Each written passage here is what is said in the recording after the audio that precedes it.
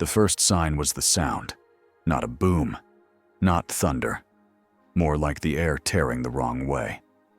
Maya was halfway across the crosswalk when everyone around her stopped at once. Heads tilted up. Phones rose. A line of taxis locked their brakes and made a long, scared screech. Above the buildings, the sky split.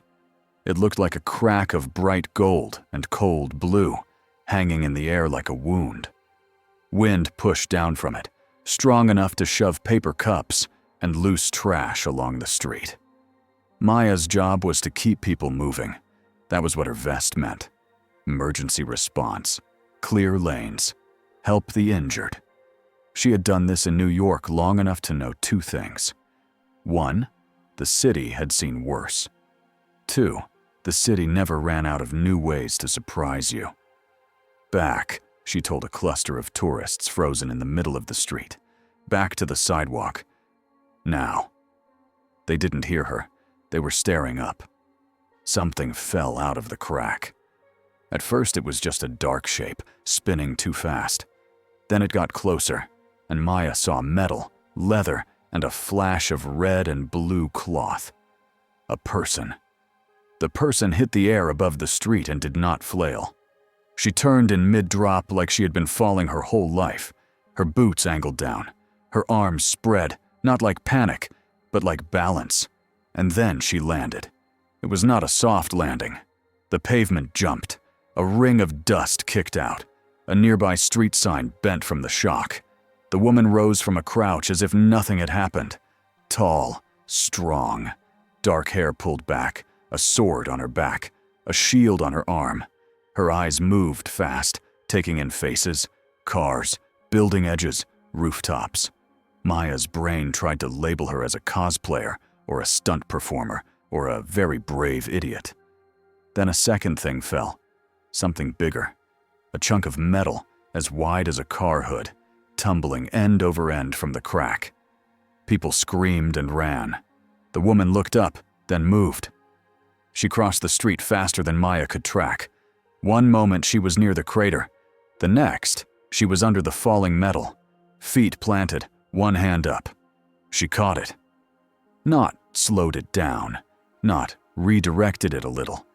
Caught it like it was heavy, yes, but not impossible. Her arm flexed. The metal screamed as it stopped. She grunted once, then turned and threw it sideways into an empty construction zone, away from the crowd. It hit the ground with a crash that rattled nearby windows. Maya stared, mouth open. The woman didn't pose. She didn't smile. She looked at the people again, and her voice cut clean through the noise. "Get behind cover," she ordered. "Now!" Something else was happening. Maya could feel it in the air. A pressure, like the moment before a fight breaks out, but on a whole street. A pair of armored drones, ugly, sharp-edged things, rose from behind a billboard. Their lights were red. They pointed weapons down at the crowd. "Ah, come on," someone groaned near Maya, like the universe had run out of ideas and started repeating itself. The woman didn't wait. She raised her forearms, bracelets forward. A blast of blue energy hit her like a truck. The light washed the street. People screamed again. When the glow cleared, she was still standing. The blast had scorched the pavement around her, but her skin was fine. The metal of her bracelets was untouched. She pushed off the ground and went up. Maya had seen heroes move fast. She had seen flying people. She had seen a guy swing on webs like it was normal. This was different. The woman shot upward with pure force, like she had kicked the air and the air had obeyed. She hit the first drone from the side. Her shield slammed into it and sent it spinning into the second. Metal tore. Sparks showered down. One drone tried to recover and aim again. The woman was already on it. She grabbed it by the chassis, twisted, and ripped its weapon free. Then she threw the whole machine straight up into the crack in the sky. It vanished into the bright wound like it had never existed. The second drone fired wildly. Its blasts tore holes into a billboard and shattered windows.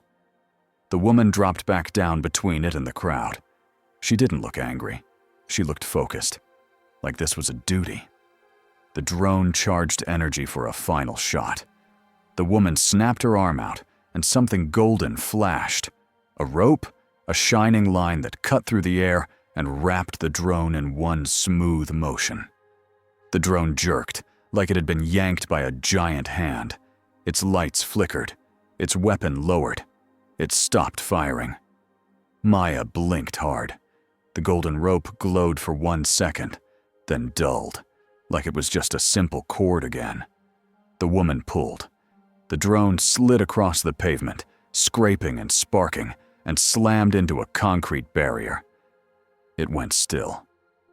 Sirens wailed in the distance, but another sound rose to meet them, the deep, familiar roar of jets and engines that did not belong to police.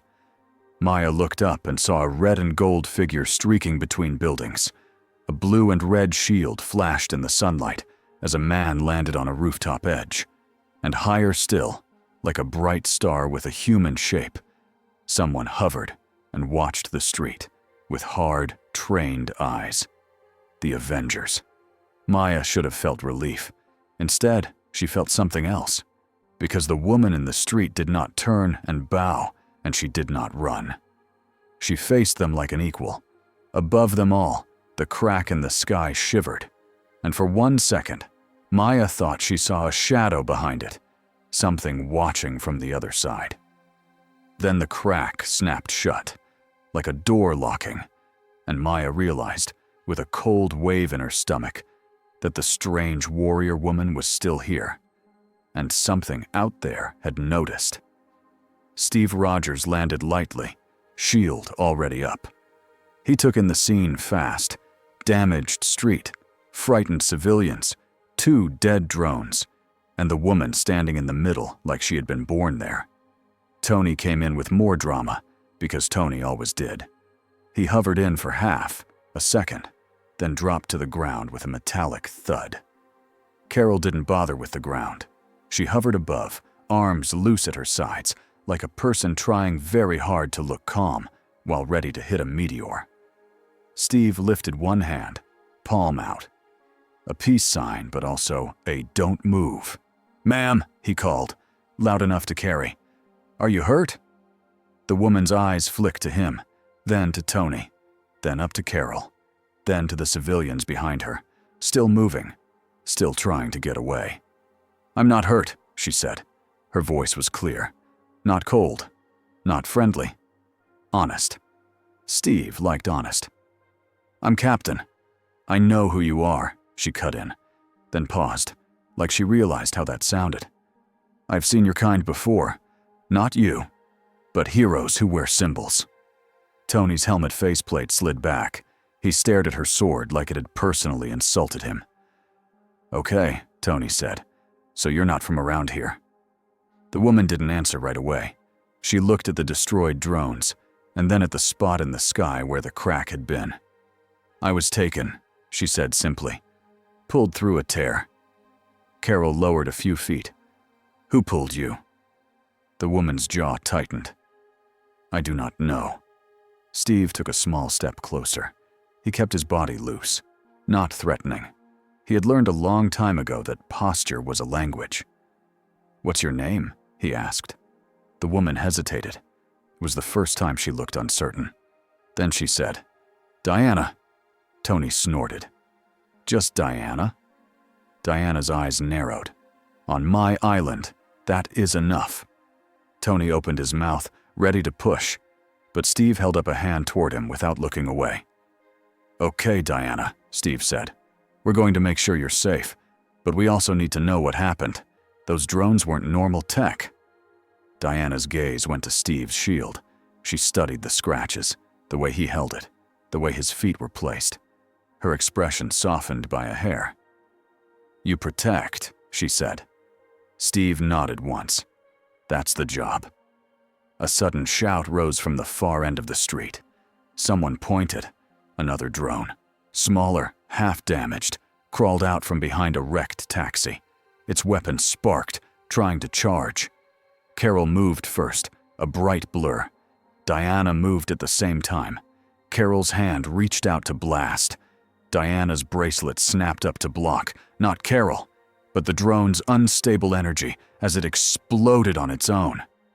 The blast hit Diana's forearms. It should have torn flesh. Instead, it hit her bracelets and broke like water on stone. The shockwave still threw dust and shattered glass outward. Diana didn't slide back an inch. Carol landed hard beside her, eyes wide despite herself. Tony's eyebrows climbed. "Okay," he said, voice quieter. "We're upgrading you from cosplay to whatever the opposite of cosplay is." Diana turned her head slightly. "I do not know that word." Tony pointed at his own suit. "It means people dress up as heroes." Diana looked at him like he was explaining a strange bug. "You dress as yourself." "Fair," Tony admitted. "Not my best example." Steve watched the civilians. Many had stopped running. They were filming now. Always filming. Steve hated that part of modern life, but he also understood it. If people saw a hero help, it mattered. Diana noticed the phones too. Her eyes hardened again. "You allow this?" she asked, nodding toward the cameras. "To point eyes at people like weapons?" Tony shrugged. "Welcome to Earth. We don't get a vote." "We should," Diana said. Steve felt it then, under her words. Not anger. Something heavier. Disgust at chaos. Sadness. Maybe even worry. Whatever world she came from, she didn't like what she saw here. Steve took a breath.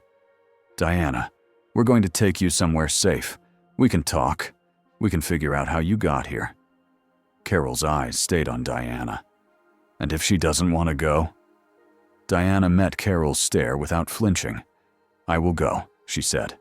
"Not as a prisoner, as a guest." Tony's armor whirred as he shifted his stance. "We can do guest. Guest is good. Guests don't stab the furniture." Diana's hand rose to the strap over her shoulder, near the hilt of her sword. "I do not stab without cause."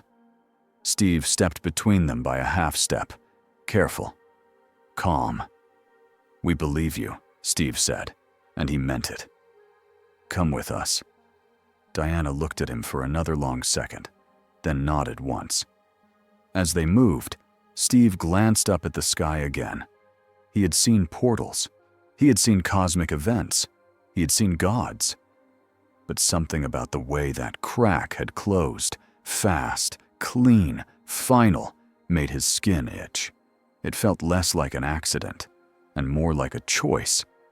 Tony Stark liked mysteries the way he liked open wires, only from a safe distance, with gloves on.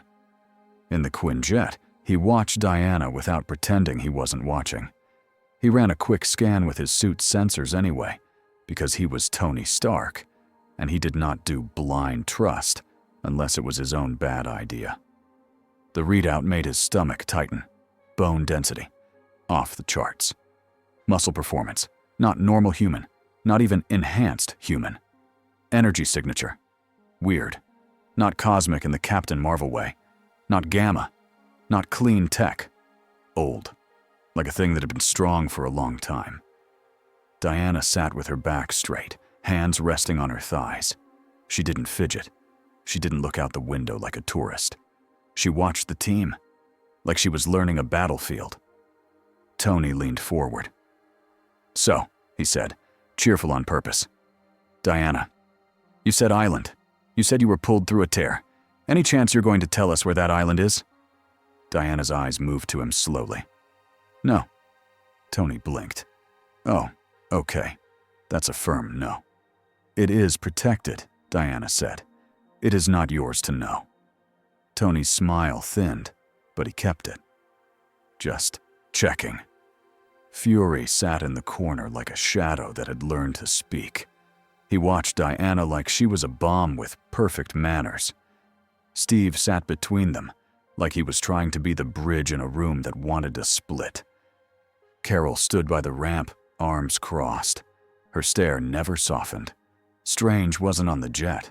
He was meeting them at the facility. Tony didn't love that, because if Strange was involved, it meant the weirdness wasn't done. Tony tapped his fingers on his knee. What about last name? Middle name? Any paperwork-friendly details? Diana frowned.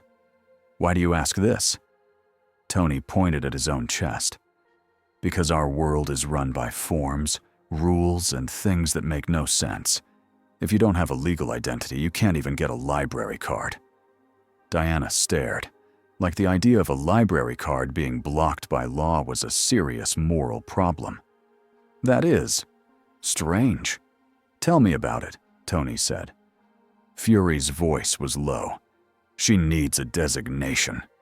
Diana turned toward Fury. She didn't look afraid. She looked like she was meeting a rival general. I'm not a thing, she said. Fury didn't blink.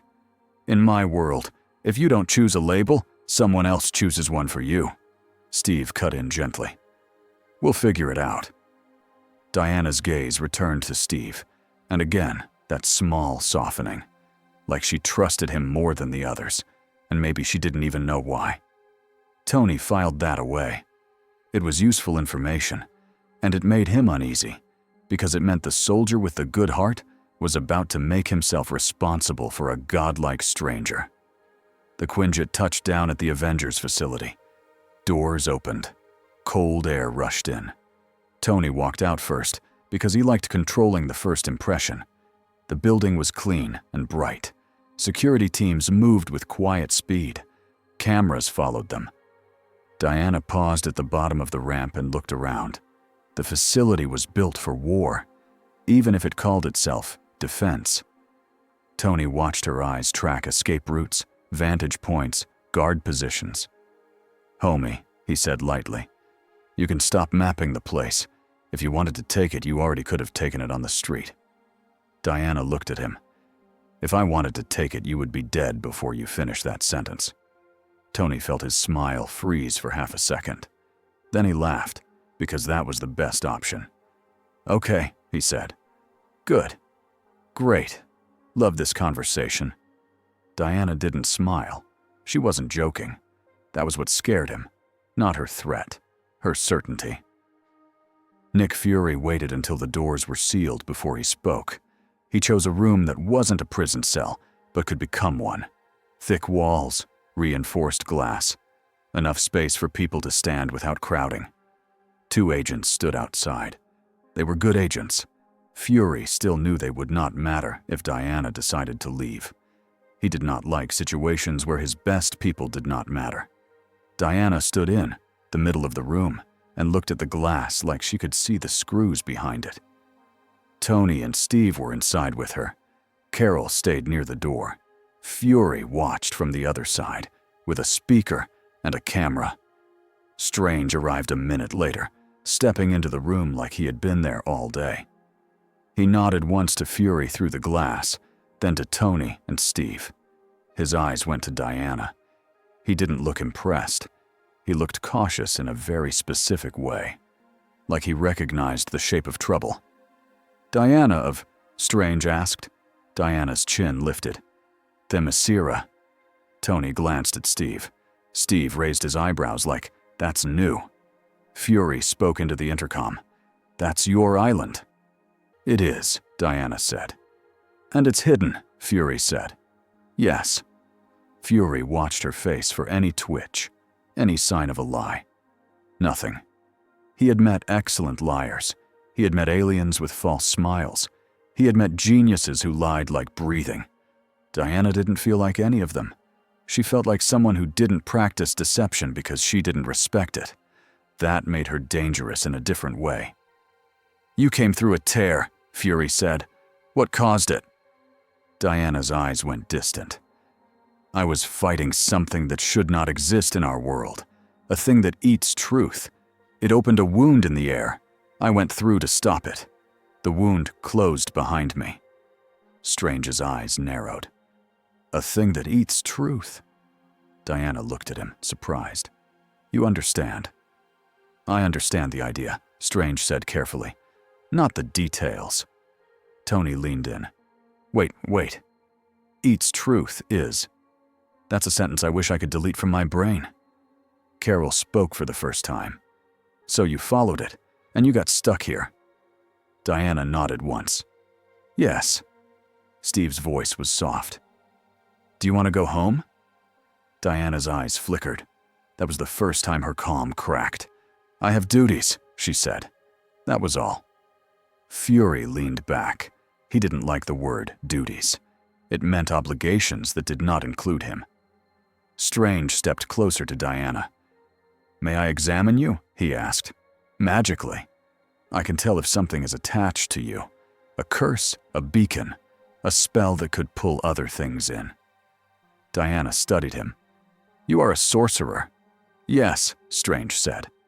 And before you ask, no, I don't work for any government. Diana considered that. Then she nodded. Do it. Strange lifted one hand and drew a circle in the air. Light formed into symbols that hovered around Diana like a slow ring. Tony watched, trying not to look like he was watching. The symbols brushed Diana's skin and then sparked, like they had touched a live wire. Strange's eyes widened a fraction. He lowered his hand. The symbols vanished. What? Tony demanded. What is it? Strange took a breath. She is anchored, he said. Like a myth made real. There is a lot of power in her, but it isn't unstable. It's set. Like a mountain, Carol scoffed. Great. A stable mountain that can punch holes in tanks. Diana's eyes narrowed again. I do not punch tanks. Tony raised a finger. You could. Diana didn't deny it. Strange continued, voice serious. More important, there is a mark. Not on her body, on her arrival. The rip itself. Something touched reality when she came through. Something large enough to leave a scar. Fury felt a tight knot form behind his ribs. So this wasn't a random accident? Strange met his eyes through the glass. No. Steve glanced up, like he expected to see the scar hanging in the air above them. Diana looked at Strange. Will it open again? Strange didn't answer quickly. He hated lying and he hated false hope. It could, he said, or someone could open it, if they find the right leverage. Tony's mind raced. Leverage meant technology, magic, people like him, people like Doom, if Doom existed in their world the way rumors said. Fury's voice hardened. We're not done. I want to know what you can do. Diana's eyes went to the glass. She could see Fury's outline. Fury could feel her gaze like a weight. I'm not here to be tested like a weapon, she said. Fury answered without apology. In my world, anything that can save it can also break it. I need to know which one you are. Diana's expression didn't change. Both, she said. That is why I choose. Steve stepped forward, voice firm now. Fury, that's enough. Fury stared back. This is exactly enough. Tony held up his hands like a tired referee. Okay. Let's lower the temperature before the room catches fire. He turned to Diana. Careful now. Nobody is trying to insult you. We're trying to keep people alive. You show up in Manhattan by falling through a glowing sky wound. We're going to ask questions. Diana nodded. Then ask like men who do not hide behind glass. Tony's mouth opened, then shut. Fury stayed still. Steve moved. He walked to the door and opened it. Carol's eyes snapped to him. Steve! Steve didn't look at her. If she wanted out, she would already be out. Fury, you want trust? Start acting like we're talking to a person. Fury's jaw tightened, but he gave a small nod. The door stayed open. Diana's shoulders eased by a tiny amount. Tony exhaled, relieved and also annoyed that Steve was right. Strange spoke again. One more question, he said. Your tools, the rope, the bracelets, are they magic? Diana glanced at her forearms. They are blessings, she said. Gifts to protect me from the worst things. Lies, fire, gods. Tony leaned closer. And the rope, the lasso of truth, Diana said. Tony froze. That is the most terrifyingly polite name I've ever heard. Fury's eyes sharpened. Truth. Diana looked at him. Yes. Fury's voice was flat. Could you use it on anyone? Diana didn't blink. Yes. Carol shifted her weight. Could you use it on us? Diana's gaze moved from one face to another. I could, she said. I would not. Not unless you leave me no choice. Tony swallowed. He thought of secrets, of codes, of plans he didn't even tell himself out loud. He suddenly understood why Fury's shoulders were so tight. Steve asked the question Tony didn't want asked. Why not? If it forces truth, wouldn't it help? Diana's answer was simple. Truth without consent is still violence, she said. It is a way to take someone's inside and make it public. The room went quiet. Even Carol didn't have a quick comeback. Fury's voice came through the intercom again, softer now, and that scared Tony more than the harder tone. You're going to have problems here. Diana nodded. I can already see that. A door opened on the side of the room, and an agent stepped in with a tablet. Sorry, the agent said, clearly nervous. We need basic information for the records. Diana frowned. Records. Tony leaned over to glance at the tablet. Ah, the bureaucracy boss fight. Round 1. The agent cleared his throat. Legal name, date of birth, place of birth, national. Diana lifted a hand. No. The agent froze. I'm sorry? Diana looked genuinely confused. You want me to lie? Tony blinked.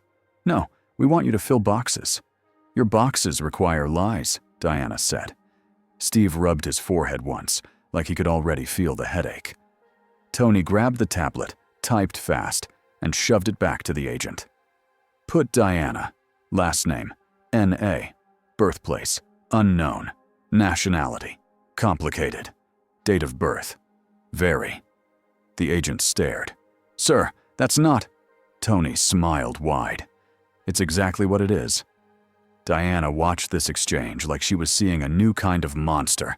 Not dangerous, just stubborn in a different way. Strange's eyes drifted to the window, to the sky beyond the facility. His face tightened. He could feel it. A faint pressure, like the air still remembered being torn. Somewhere, something had noticed that a warrior blessed by gods had arrived in this reality, and things like that did not stay quiet for long. It started small. A man in a suit shoved a stranger on a subway platform because he looked at him wrong.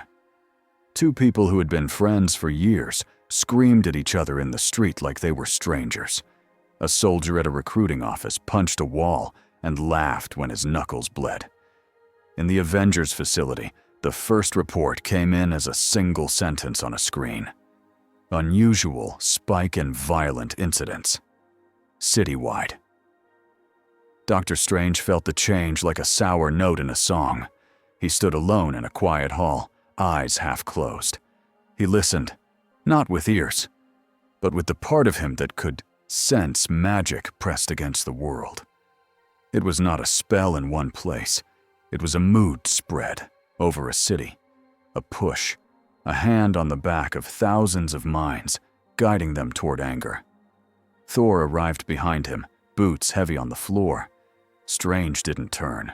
He could feel Thor like he could feel a storm. You feel it too, Strange said. Thor's voice was low. A taste of war, he answered. Not Midgard's usual kind, something older. Strange opened his eyes. And it started after she arrived. Thor nodded once, jaw tight. A god has smelled another god. Strange hated when Thor sounded sure about gods, because Thor was usually right. An alarm sounded, not the big one, the "we need you now" one. A message came through. Downtown, a crowd had turned into a riot in minutes. Police were overwhelmed. Someone had fired a weapon. Someone else had answered. It was growing. Strange moved fast. He found Steve, Tony, Carol, and Diana in the main briefing room. The screens showed chaos. Smoke, people running, sirens, a street covered in broken glass. Diana's hands curled into fists at her sides. "This is not normal," she said. Tony glanced at her. "We noticed." Diana turned to Steve. "This is war sickness." Steve frowned. War sickness. Diana's eyes were hard now. When the mind is pushed toward violence, when fears is fed until it becomes hunger, someone is doing this. Fury's image appeared on a screen, face grim. "We have multiple hotspots. It's spreading, like a contagion, but not biological." Strange spoke. "It's not biology, it's influence." Tony's helmet was already forming over his head. "So what? A psychic? A weird broadcast? A magic radio station?" Diana looked at the footage again. Her voice dropped. "Ares." The room stilled. Thor's eyes flashed. "You speak that name?" Diana nodded once. "In my world, he is war itself. He does not always come with swords. Sometimes he comes with ideas that make people hurt each other." Tony's mask slid up again. "Great. War god. Love that for us." Steve stepped closer to Diana. "You fought him." "Yes," Diana said. "And you can fight him here," Steve said. Diana met his eyes. "Yes." Carol's expression didn't change, but her posture did. She wasn't questioning Diana now. She was measuring the problem. Fury's voice came through the speakers. "If this is a god, we need a plan." Diana's gaze lifted to the screen with Fury's face. "Evacuate civilians. Keep your soldiers calm. Do not answer anger with anger." Tony pointed at the screen. "You hear that? We're going to calm down a riot by calming down." Diana looked at him sharply. "You joke when afraid." Tony opened his mouth, then shut it. Because she was right. Steve nodded. "We move. Carol, take the sky. Tony, you and me on the ground. Thor, I go where the storm is," Thor said. Strange looked at Diana. "And you?" Diana's voice was steady. "I go where war is being born." As they moved, an agent ran up, holding a small laminated badge. The agent said, breathless. "Ms. Diana, we made you a temporary access badge." Tony snatched it and read it aloud. "Diana. Last name? Unknown." Diana stared at it like it was an insult. "It is not unknown," she said. Tony shrugged. "To the badge it is." Diana looked at Steve. "Your world fights wars with paper." Steve gave her a tired, small smile. "Sometimes." Diana tucked the badge into her belt, like she was putting away a useless knife. Then she went out to meet a god. Steve hit the street and felt the heat at once. Not just temperature, tension. People's faces were twisted. Not all of them. Some were terrified. Some were trying to help. But too many eyes had a hard shine, like they wanted a reason to swing a fist. Steve ran toward the main conflict point, shield up, voice loud. "Back up," he shouted. "Clear the street. Move away." Some listened. Many didn't. A man threw a bottle. It shattered near a child's feet. The child screamed. The mother screamed back at the man. The man screamed back at her. The anger jumped like fire. Tony swooped overhead, firing repulsor bursts into the air, not at people, but as sharp, bright warnings that made heads turn. "Everybody take a deep breath," Tony yelled. "Seriously. Like in through the nose?" Someone fired a handgun toward the sky. Tony's suit pinged as a bullet hit it. Tony swore loudly, in a way Steve would pretend not to hear later. Carol dropped like a meteor into an empty patch of street. The impact cracked asphalt and made people stumble back. "That's enough," she shouted. For a second, fear cut through anger. Then the fear turned into rage again. Steve saw it happen. It was like someone had flipped a switch. Strange appeared at Steve's side, cloak fluttering. His hands moved in tight, fast circles. He threw a spell that shimmered over the crowd like clear glass. Some people blinked, like waking from a bad dream. Others shook it off and kept screaming. Strange's face tightened. "It's layered," he said. "It's not just one push. It's a chain." Steve glanced around, searching. Where is she? Diana. Then he saw her. She was moving through the chaos, not like a soldier forcing space, but like a shield finding the most vulnerable points. She pulled a teenager away from a man swinging a pipe. She caught a thrown brick and set it down gently like it was nothing. She placed herself between two groups that were about to collide and spoke, loud and clear. "Stop!" she ordered. Her voice wasn't magic, but people heard it anyway. A woman with a bleeding forehead stared at Diana like she had never seen anyone stand that steady. A man with shaking hands lowered his makeshift weapon without knowing why. Steve felt a surge of relief and confusion. She had something, a presence, a command that didn't need a uniform, and that meant someone else would want to break it. Sound rolled through the street then, deep and heavy, like a drum under the pavement. Everyone paused, even the angry ones. The air went colder for a second. The hair on Steve's arms lifted. A figure stepped out of a shadow between two buildings, even though there shouldn't have been a shadow that deep in bright city light. He looked like a man at first, tall, broad, wearing a suit that felt wrong, like it belonged in a different era. Then Steve saw the eyes, not glowing, not alien, just ancient, like they had watched too many battles and learned to enjoy them. The man smiled. The smile made Steve want to raise his shield and never lower it again. Diana's body went still. Her hand went to the hilt of her sword. "Ares," she said. The name hit the air and made it feel heavier. Ares spread his arms slightly, like greeting a crowd. "Diana," he said, voice smooth. "You always arrive when the blood is warming." Carol floated closer, eyes narrowed. "Okay, so that's the guy we hit." Ares looked at Carol like she was a sparrow making noise. "You are strong," he said politely, "but you don't understand war." Tony landed beside Steve, face plate up. "Buddy, nobody asked you." Ares' gaze slid to Tony. "And you," he said, almost amused, "build armor because you fear your own fragility." Tony's face tightened. "Rude." Steve stepped forward. "Whatever you are, this stops now." Ares finally looked at Steve. He tilted his head, like he was admiring a blade. "A good soldier," Ares said. "A good symbol." Diana's voice cut in, sharp. "You are doing this." Ares' grin widened. "I'm encouraging what is already inside them," he said. "I am giving them permission." Diana took one step forward. "Leave them."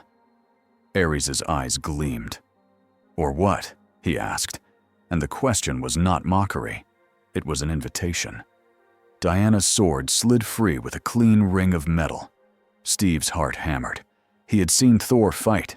He had seen Hulk rage. He had seen cosmic beams cut through ships. But something about Diana's posture, calm, perfect, ready, made him think. This is how you stand when you have fought gods before. Strange raised his hands, ready to pull the battlefield apart if he had to. Thor arrived with a crack of thunder on the far end of the street, lightning crawling along his hammer. Ares laughed softly. "Yes," he said. "Bring them all. Let them watch." The crowd around them trembled. People backed away, coughing, crying, filming. Ares lifted one hand. The air behind him rippled, and shapes formed. Dark armor outlines, spears, shields. Not fully real, but real enough to hurt. War spirits. They surged forward. Carol blasted through the first wave, light flaring. The spirits shattered, but the pieces reformed like smoke, snapping back into shape. Tony fired missiles designed to stun and disperse. The blasts tore holes in the wave, but the wave kept coming. Thor threw, lightning that made the spirits scream as they broke apart. Still, more poured in. Steve rushed toward the civilians, barking orders, pulling people to safety, because he knew his job in a god fight. Protect the ones who can't run fast enough. Diana went straight at Ares. She moved so fast she blurred. Her sword met his arm, and the clang rang like a bell. Ares didn't bleed. He smiled wider. He swung a fist. Diana blocked with her bracelets. The impact made a sound like a car crash. The shockwave blasted dust and trash outward and knocked people off their feet 2 blocks away. Steve felt it in his chest even from a distance. Diana slid back half a step, boots grinding into the street. Then she surged forward again. She wasn't just strong, she was skilled. Every move was clean. No wasted motion. No panic. Ares fought like he enjoyed being hit. He threw a punch meant to smash a building wall. Diana caught his wrist, twisted, and redirected the force down into the pavement. The ground cracked in a spiderweb line. Ares laughed. "Still trying to save them," he said. Diana's eyes were fierce. "Always." She kicked him in the chest. Ares flew back into a bus stop and shattered it. Glass and metal burst outward. Before the pieces could fall on a couple crouched behind a car, Diana shot sideways and caught the largest metal bar with one hand, bending it away like it was soft. Steve watched that and felt a cold thrill. If she wanted to break a tank, she could. If she wanted to break him, she could. Ares rose from the wreckage, rolling his shoulders like he was loosening up. "You think this world will accept you?" Ares asked, voice louder now, carrying over the chaos. "They cheer you today. They fear you tomorrow. They will beg you to rule them the day after." Diana didn't answer with words. She snapped her arm out. The golden rope flashed through the air and wrapped around Ares' forearm. The lasso of truth. It glowed brighter than before, like it hated being near him. Ares looked down at it, and his smile faltered, just slightly. "Oh," he said, almost pleased. "You brought it." Diana pulled. The lasso tightened. The light crawled up his arm like living fire. Ares' jaw clenched. Steve heard it then, like a pressure in the air. Like the world itself wanted to hear what Ares would say when forced. Diana's voice was low but firm. "Tell the truth," she commanded. "Why are you here?" Ares' eyes flicked, just once, toward the spot where the rift had been earlier. Steve noticed. Strange noticed, too. He stiffened. Ares' lips pulled back in a grin that looked more like a snarl now. He fought the lasso for a breath, then the truth ripped out of him anyway. "Because she rang a bell," Ares said. "She crossed a line that gods can smell." Diana's grip tightened. "And you are here to take me." Ares shook his head, almost laughing again. "No," he said. "I am here to remind you what you are." Diana's eyes flashed. "I am not your weapon." Ares leaned forward against the lasso like he was stepping into a storm. The lasso burned brighter, and for the first time, Steve saw Ares flinch in pain. But Ares kept going. "You are made for war," he said. "You carry it in your bones. You can dress it up as mercy. You can call it peace. But when the world breaks, who do they call?" He jerked his arm hard. The lasso didn't snap. It held. But the pull yanked Diana forward. Ares used the moment to slam his forehead into hers. The impact sounded like stone hitting stone. Diana staggered, not because she was weak, but because nobody expects that kind of hit from a god. Ares ripped his arm sideways and used the lasso like a handle to swing Diana. Steve's breath caught. Diana's body spun through the air and crashed into the side of a building, cracking brick. People screamed again. Tony surged upward, repulsors blazing. "Okay, No, no swinging the new lady into architecture. Carol shot toward Ares like a missile. Ares lifted his free hand, and a wave of war spirits slammed into Carol mid-flight. They wrapped around her like chains made of smoke and metal. Carol struggled, light flaring, breaking them apart, only for more to pile on. Thor roared and threw lightning into the mass around Carol. The spirits shrieked and peeled away. Carol ripped free, eyes burning. She looked ready to end Ares with raw force. Strange shouted, "Carol, collateral!" Carol's jaw clenched. She held back, just barely. Steve ran toward the building where Diana had hit. He found her already moving. She pushed off the wall, dust falling from her shoulders. Her forehead had a small cut. It was the first blood Steve had seen from her. It made his stomach twist. Not because it meant she could be hurt, because it meant the fight was truly God level. Diana's eyes locked onto Ari's again. The cut didn't slow her. If anything, it sharpened her focus. She sprinted forward, jumped, and this time she didn't just leap. She rose, not like a rocket, not like Iron Man's jets, like she had decided gravity was optional. Tony's voice crackled over comms, half awe, half irritation. Okay, she flies. Great. Fantastic. Add that to the list. Diana hit Ares mid-air, shield first. The impact knocked him backward across the street and into a line of overturned cars. She landed on him before he could rise, sword pointed down, not to stab, but to pin. Ares laughed from the ground, voice warm and cruel. "Do it," he whispered. "Prove you are honest."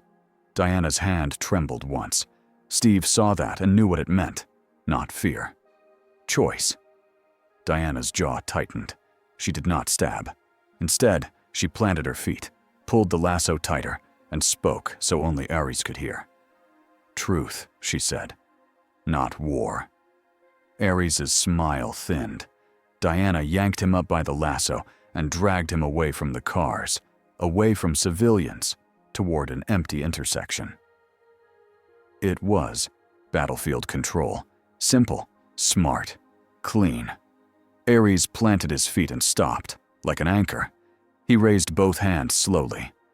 The war mood in the crowd spiked. People shouted again. Someone threw something. Someone else answered. Steve cursed under his breath. He's using them. Strange's hands moved fast. He cast a wide spell like a dome. It didn't trap people. It muffled the influence, softened it. Some faces slackened. Some people began to cry, like waking up and realizing what they had almost done. Ares watched that with annoyance. He looked at Strange. "Sorcerer," he said, voice sharp now. "You think you can silence me?" Strange's eyes were cold. "I think I can make your job harder."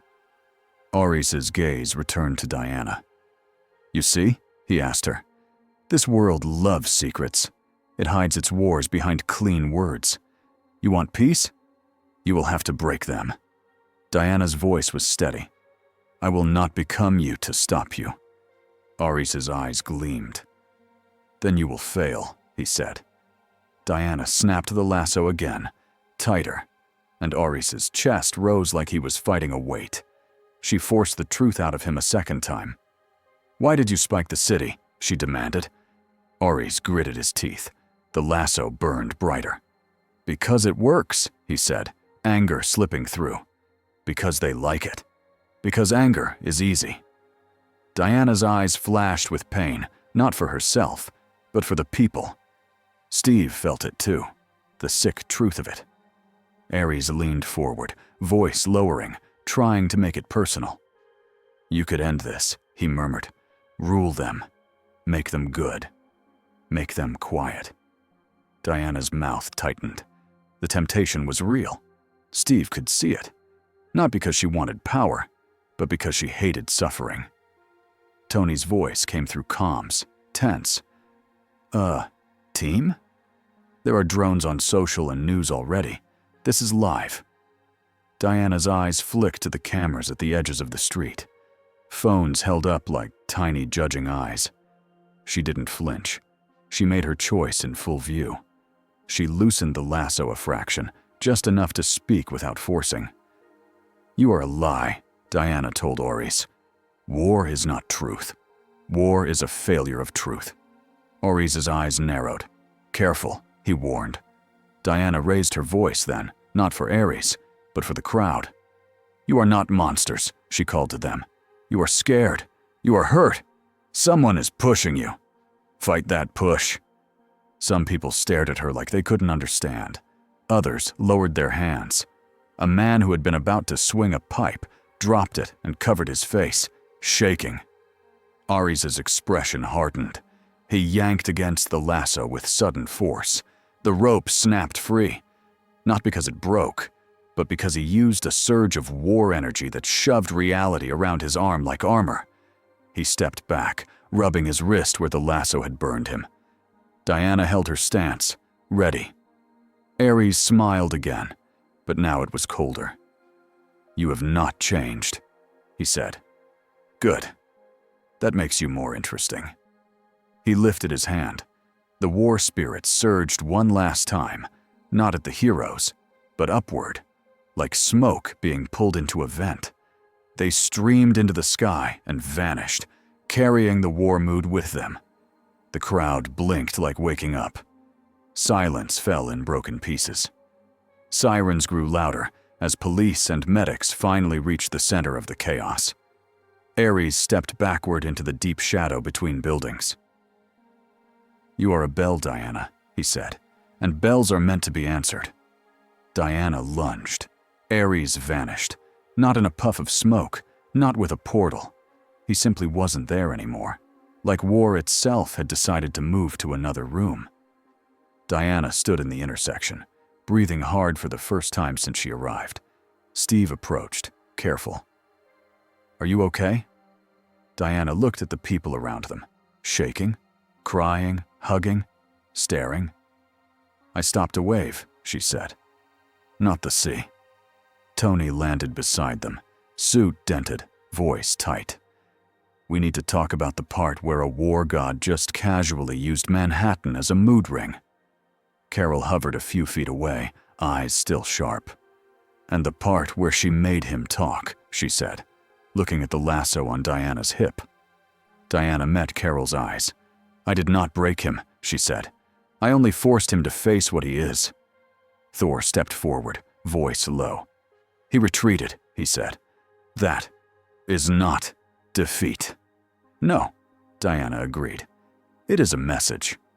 Steve looked around at the cameras and the faces and the ruined street. He could already feel the next wave coming. Not from Ares, from the world. Later, back at the facility, Fury threw a tablet onto the table in the briefing room. A video played. Diana blocking blasts, flying, dragging Ares by a glowing rope, standing unbroken in the center of a riot. A news anchor's voice over the clip said, "The mysterious new hero some are already calling Wonder Woman." Tony groaned. "Oh, great. They named you. That was fast." Diana stared at the screen, confused. "They call me what?" Steve looked at her. "It's a nickname," he said. "People do that." Diana's brows drew together. "I did not ask for it." Fury's face was stone. "You don't have to ask," he said. "Not here." Strange stood near the back, hands folded, gaze distant. He felt the scar in reality like a bruise. Somewhere far away, in a place of steel and pride, a different set of eyes watched the same footage. And those eyes did not see a hero. They saw a key. In Latveria, behind walls that did not appear on any tourist map, Victor Von Doom paused a recording at the exact moment the golden lasso flared around Ares' arm. He leaned closer, breathing steady. "Truth made into a binding," he murmured.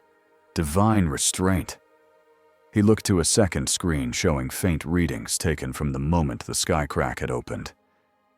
"A gate," he said softly. "And now, a bell." Doom's mouth curved into a small, satisfied smile. Let the Avengers argue about morals, he whispered. I will build the door. New York did not calm down just because the fight was over. By morning, the video was everywhere. Different angles, different voices, different captions. The same moments replayed again and again. A woman in armor, a golden rope, a war god smiling as he stepped backward into a shadow and vanished. And a new name people had picked, like they were naming a storm. Wonder Woman.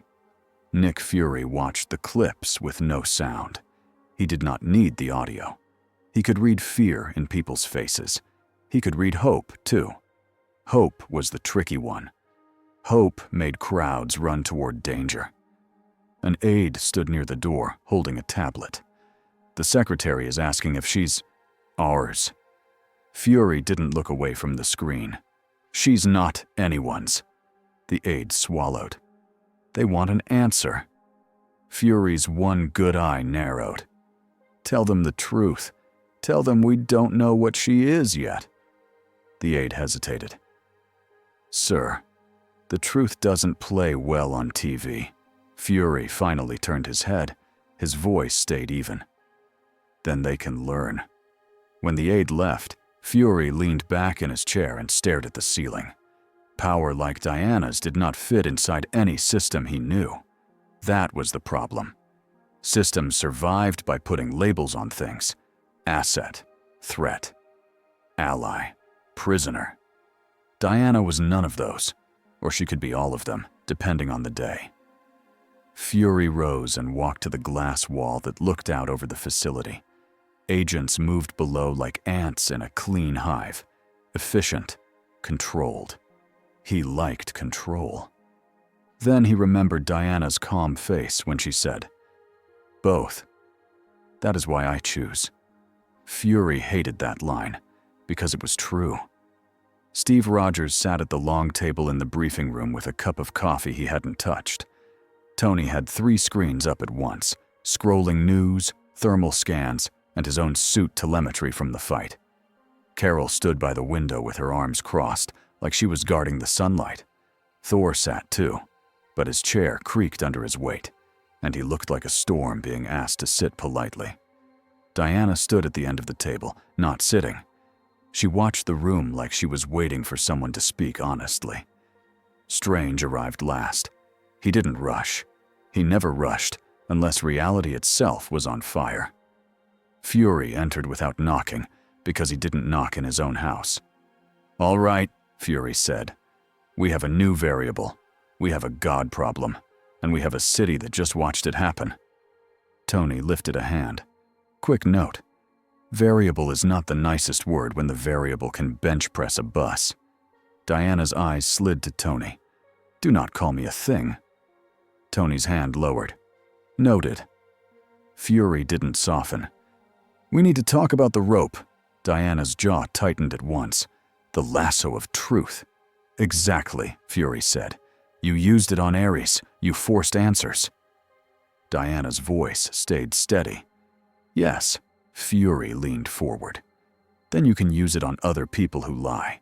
People who hurt this world." Carol's eyes flicked to Fury. Her expression said she didn't like where this was going, even if she liked the idea of truth. Diana shook her head. "No."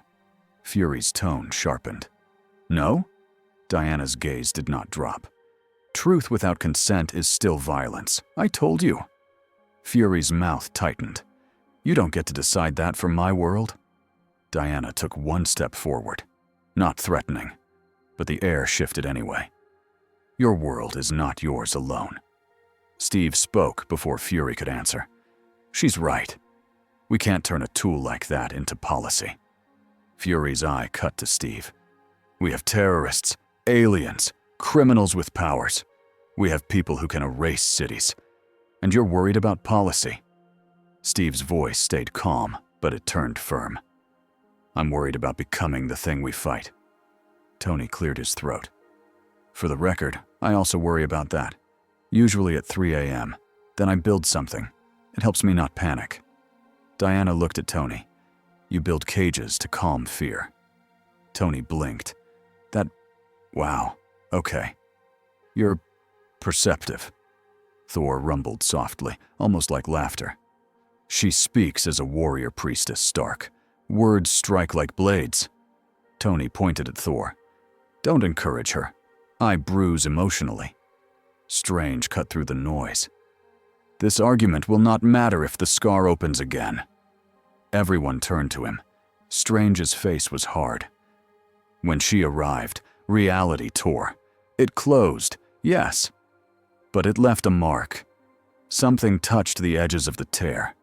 Something large enough to notice her. Diana's hands curled into fists. Ares noticed. Strange nodded. Ares noticed fast. That does not make him the only one. Steve leaned forward. Can we track it? Strange's eyes narrowed, thinking. Not like a GPS, but I can feel tension in the fabric of the world, like a bruise, and bruises spread if you keep hitting them. Carol pushed off the window. So what's the plan? Fury answered immediately. Contain, observe, prepare. Diana's eyes narrowed. Contain me. Fury didn't lie. Contain the situation. Diana stepped closer to the table. If you try to lock me away, you will fail, and you will lose my goodwill. Steve's shoulders tightened. Nobody is locking you away.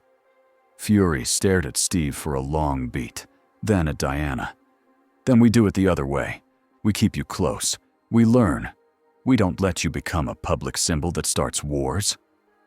Diana's voice dropped. Symbols can also stop wars. Fury's tone stayed flat. Or start them.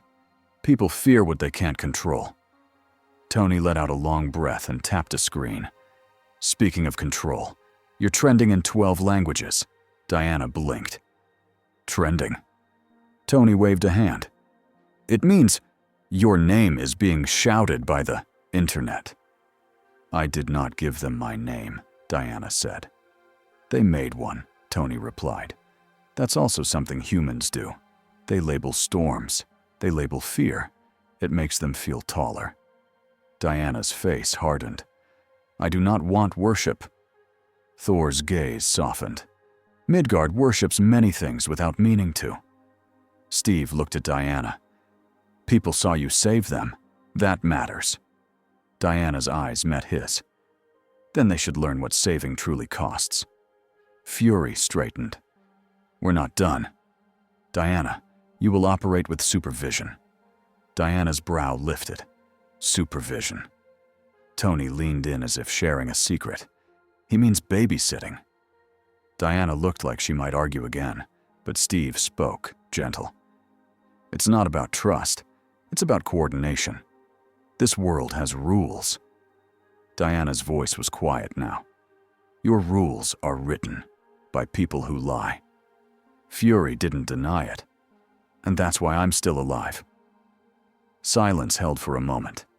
Then an agent appeared in the doorway with a folder and a nervous expression. Sir? Legal is asking again. We need to set up a basic identity profile. Tony groaned. Oh no. Round 2. Diana's eyes narrowed. More boxes.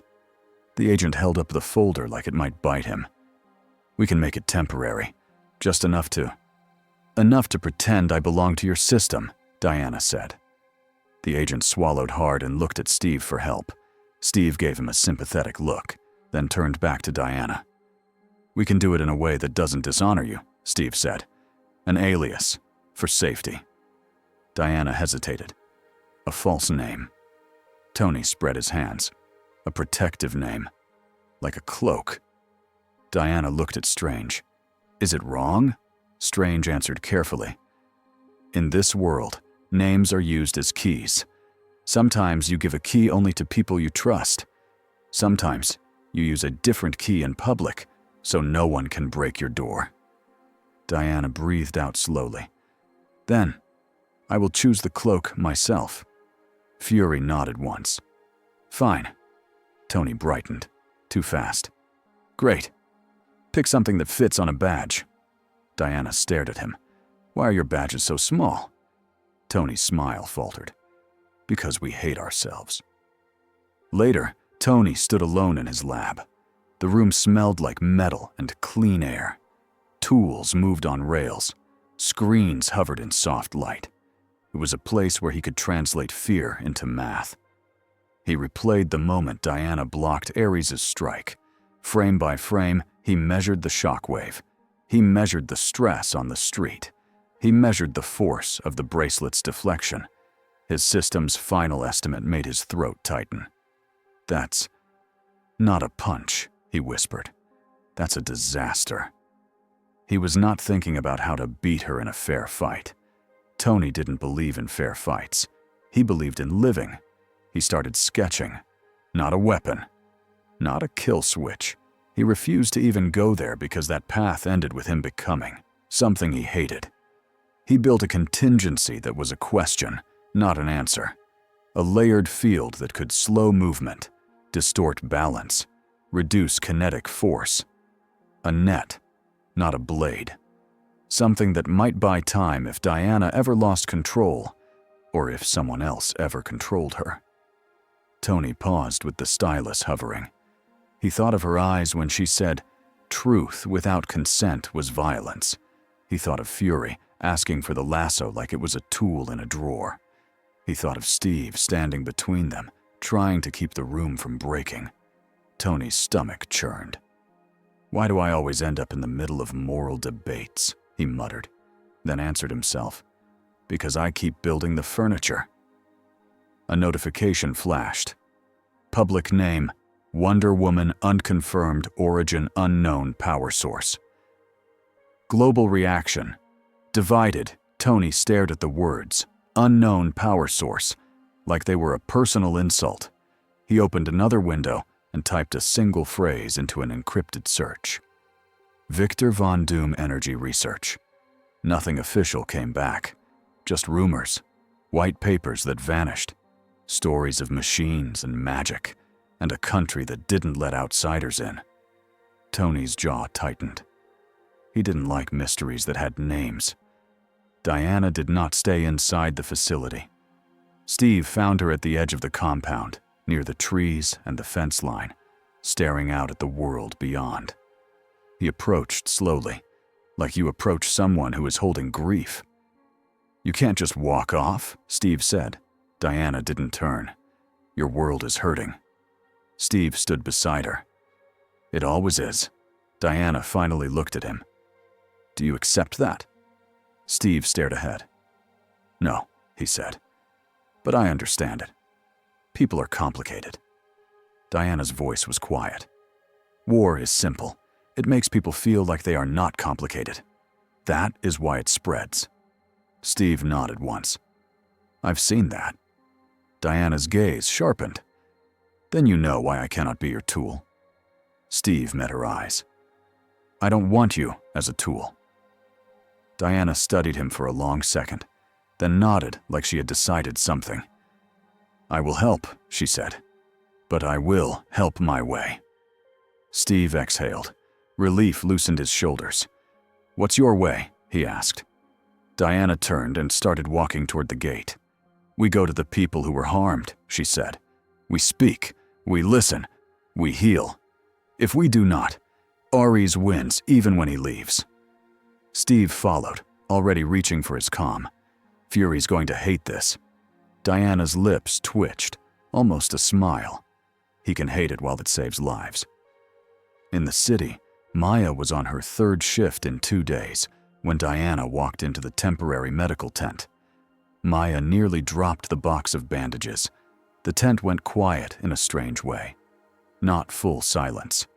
More like the air taking a step back. People stared. Some looked afraid.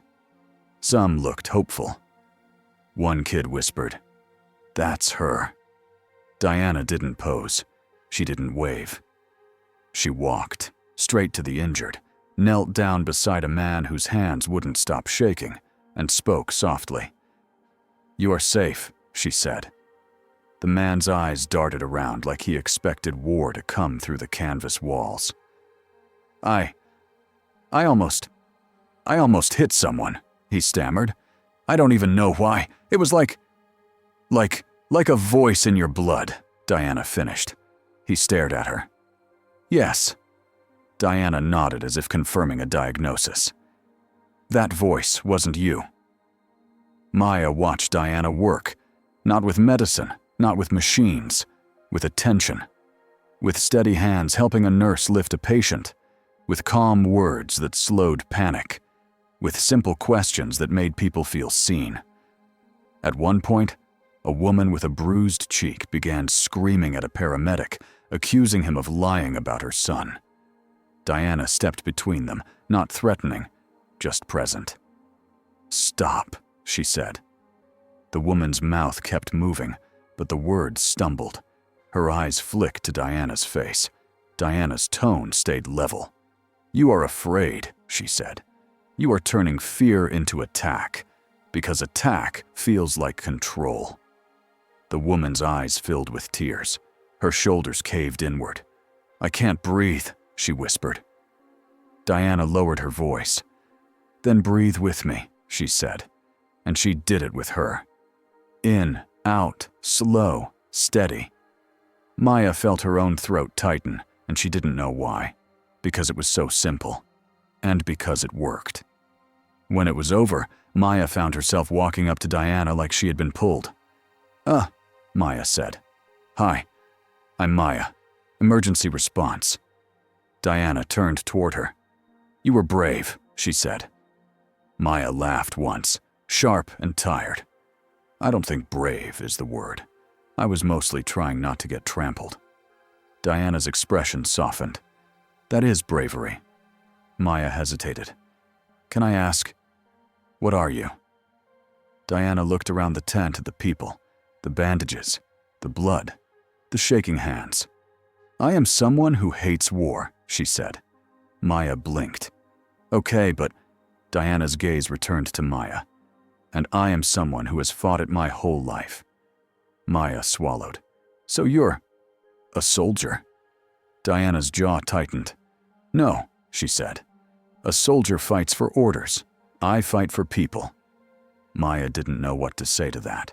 She chose honesty. "People are going to argue about you. They already are." Diana nodded. "Let them," she said. "Arguments are better than fists." From the entrance of the tent, Steve watched her. He felt a strange ache in his chest. This was the part of hero work that didn't make news, the part that mattered anyway. And he knew, with a cold certainty, that someone would try to break it. Victor Von Doom watched the same footage that Fury watched. But Doom did not watch for fear. He watched for structure. On a wall of screens deep inside a fortress, Diana's golden lasso flared again around Ares' arm. Doom froze the frame and zoomed in until the glow became a pattern. A scientist beside him cleared his throat. "It could be simple optics, my lord. A camera artifact." Doom did not look away. "It is not," he said. He lifted one hand, and a sensor array hummed to life. It displayed a faint, ghost-like echo of energy, taken from the moment the tear in New York had opened, harvested from satellites that did not officially exist. "Reality was punctured," Doom murmured, then stitched shut. He traced the energy curve with one gloved finger. "Divine resonance, binding, restraint." The scientist shifted nervously. "Are you suggesting?" "I'm stating," Doom said, "that a bridge between worlds has been demonstrated in public." He turned away from the screen and stepped toward a tall window that looked out over Latveria's mountains. "To rule a nation is simple," Doom said softly. "To rule a world is difficult. To rule worlds requires a door." He looked down at his gloved hand and curled it slowly into a fist. "And now," he whispered, "the key has walked into our realm, wearing the face of a hero."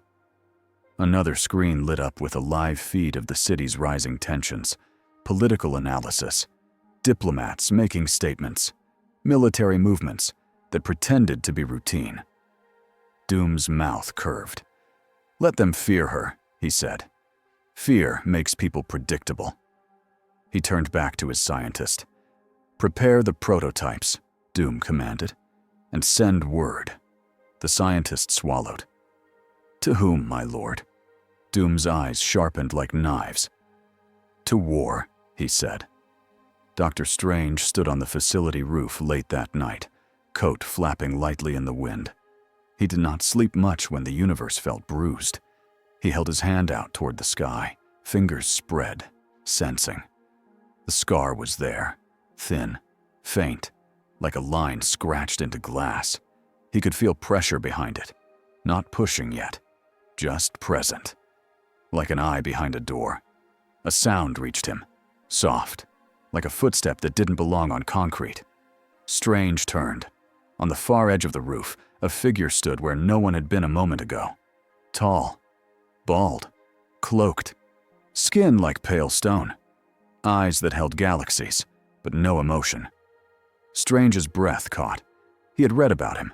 He had felt him once, long ago, like being watched through a microscope. The Watcher, Strange said quietly. The figure did not speak. He simply looked at Strange, then looked up at the night sky, toward the place where the scar was. Strange's throat tightened. This is bigger than Ares, he said.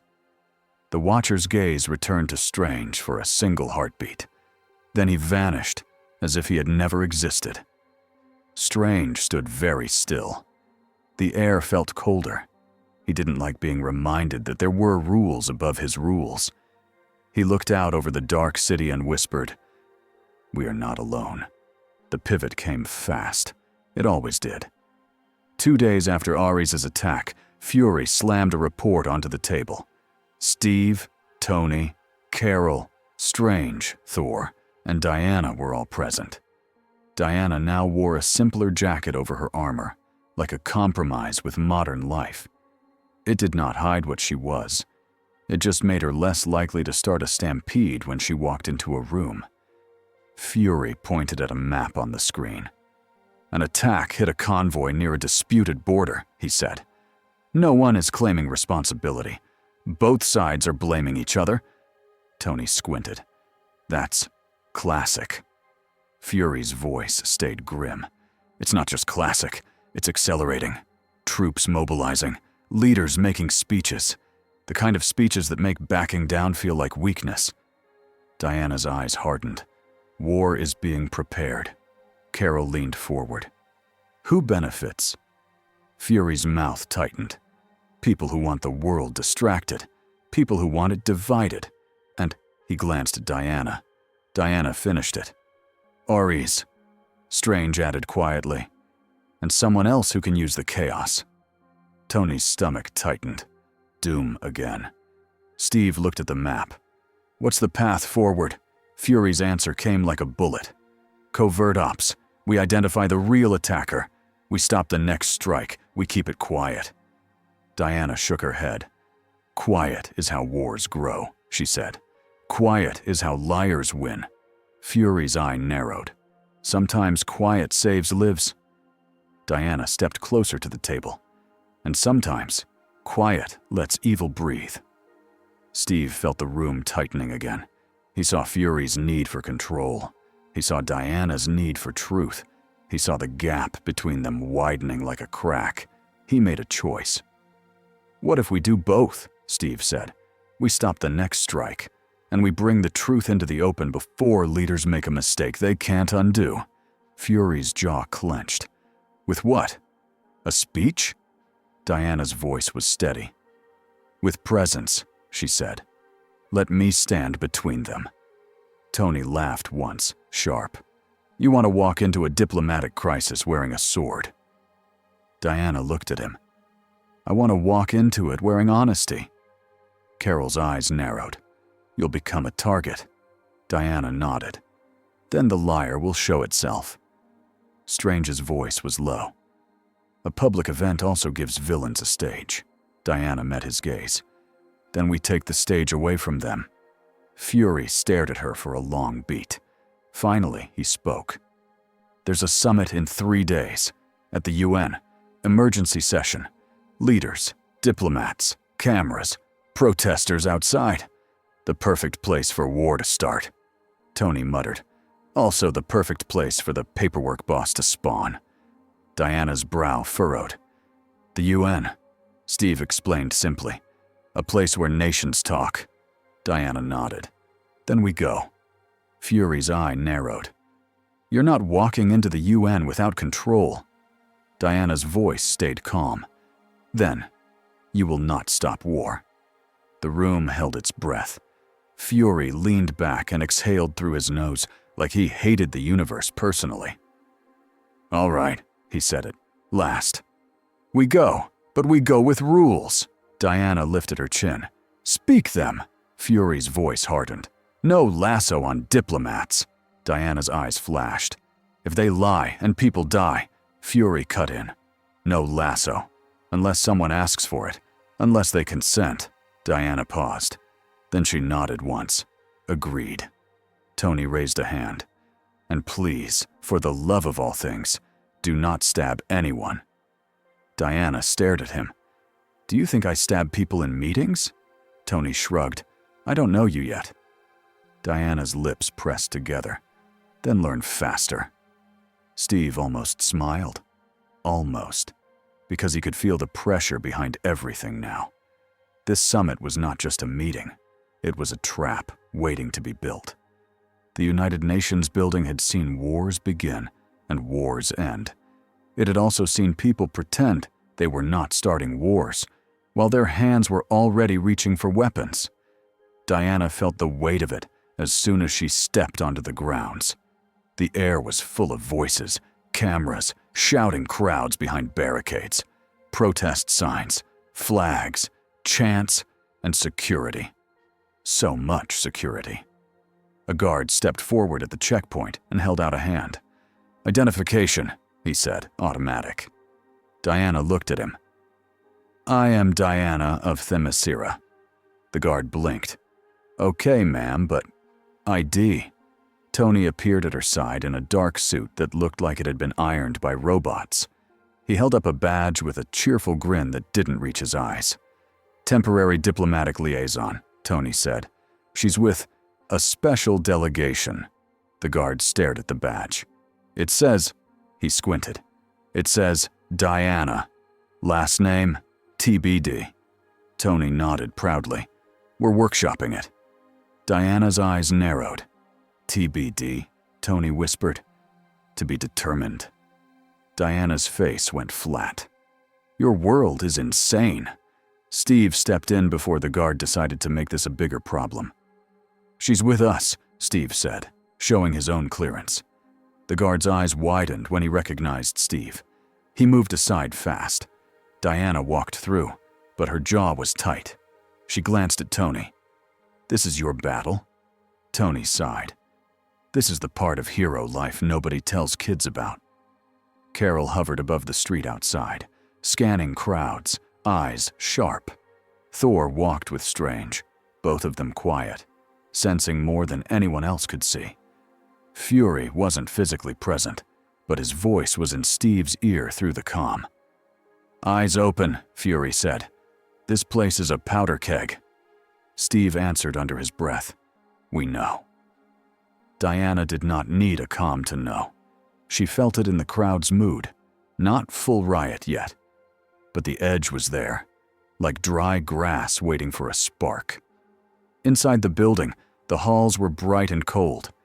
Diplomats moved in clusters. Security moved in lines.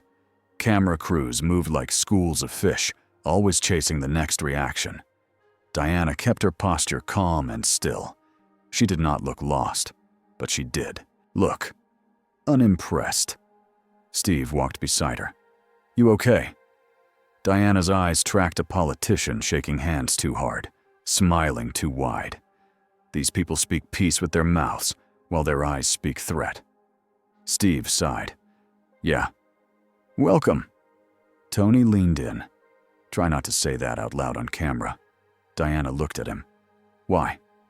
Tony's mouth opened, then shut. Because then they'll make it about you instead of the war. Diana's gaze sharpened. They will make it about me anyway.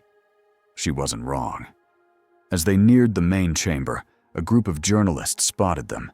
Cameras lifted, microphones pushed forward like spears. Is it true you're a goddess? Are you an alien? What's your real name?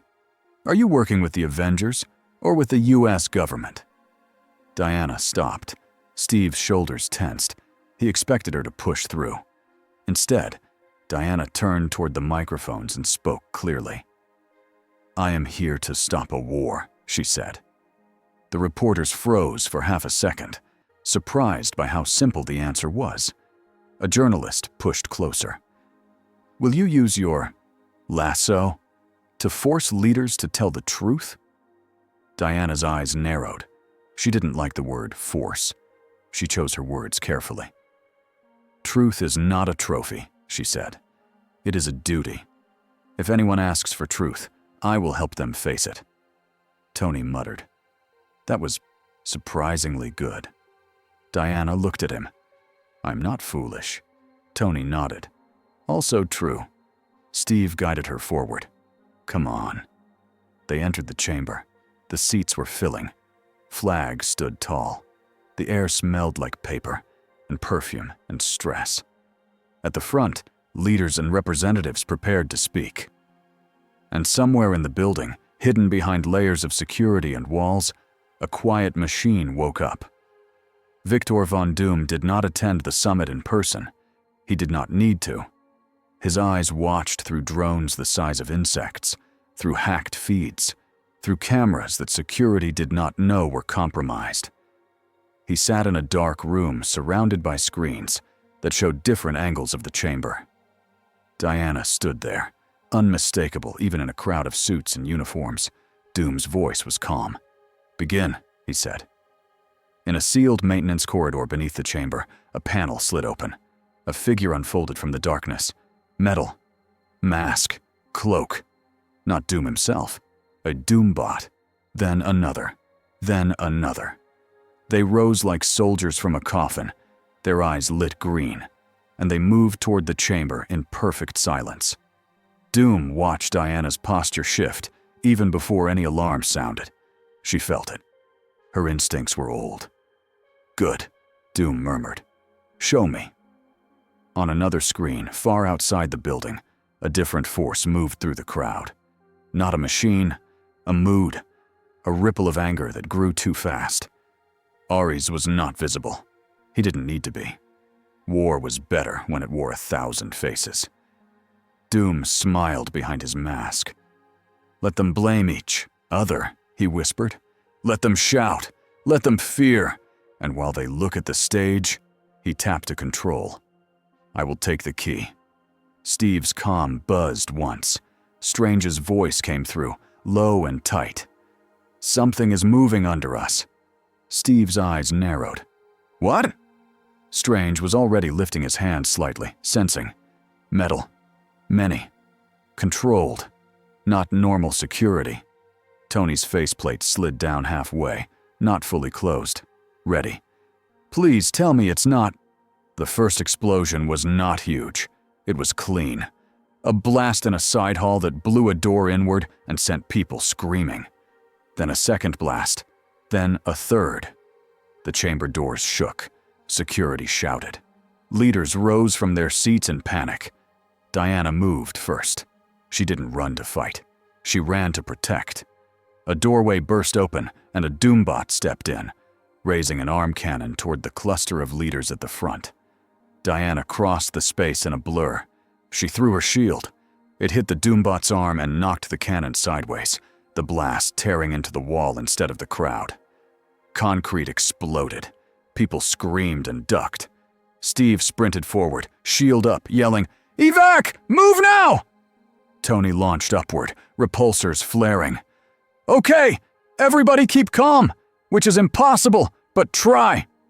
Carol blasted through the chamber ceiling opening that had been made by the chaos, dropping in like a streak of light. She hovered over the leaders like a living warning sign. "Out," she ordered security. "Now." Thor stepped forward, eyes flashing with lightning. "Machines," he growled. "Cowards' weapons." Another Doombot entered, then two more. They fired in precise patterns, not random destruction.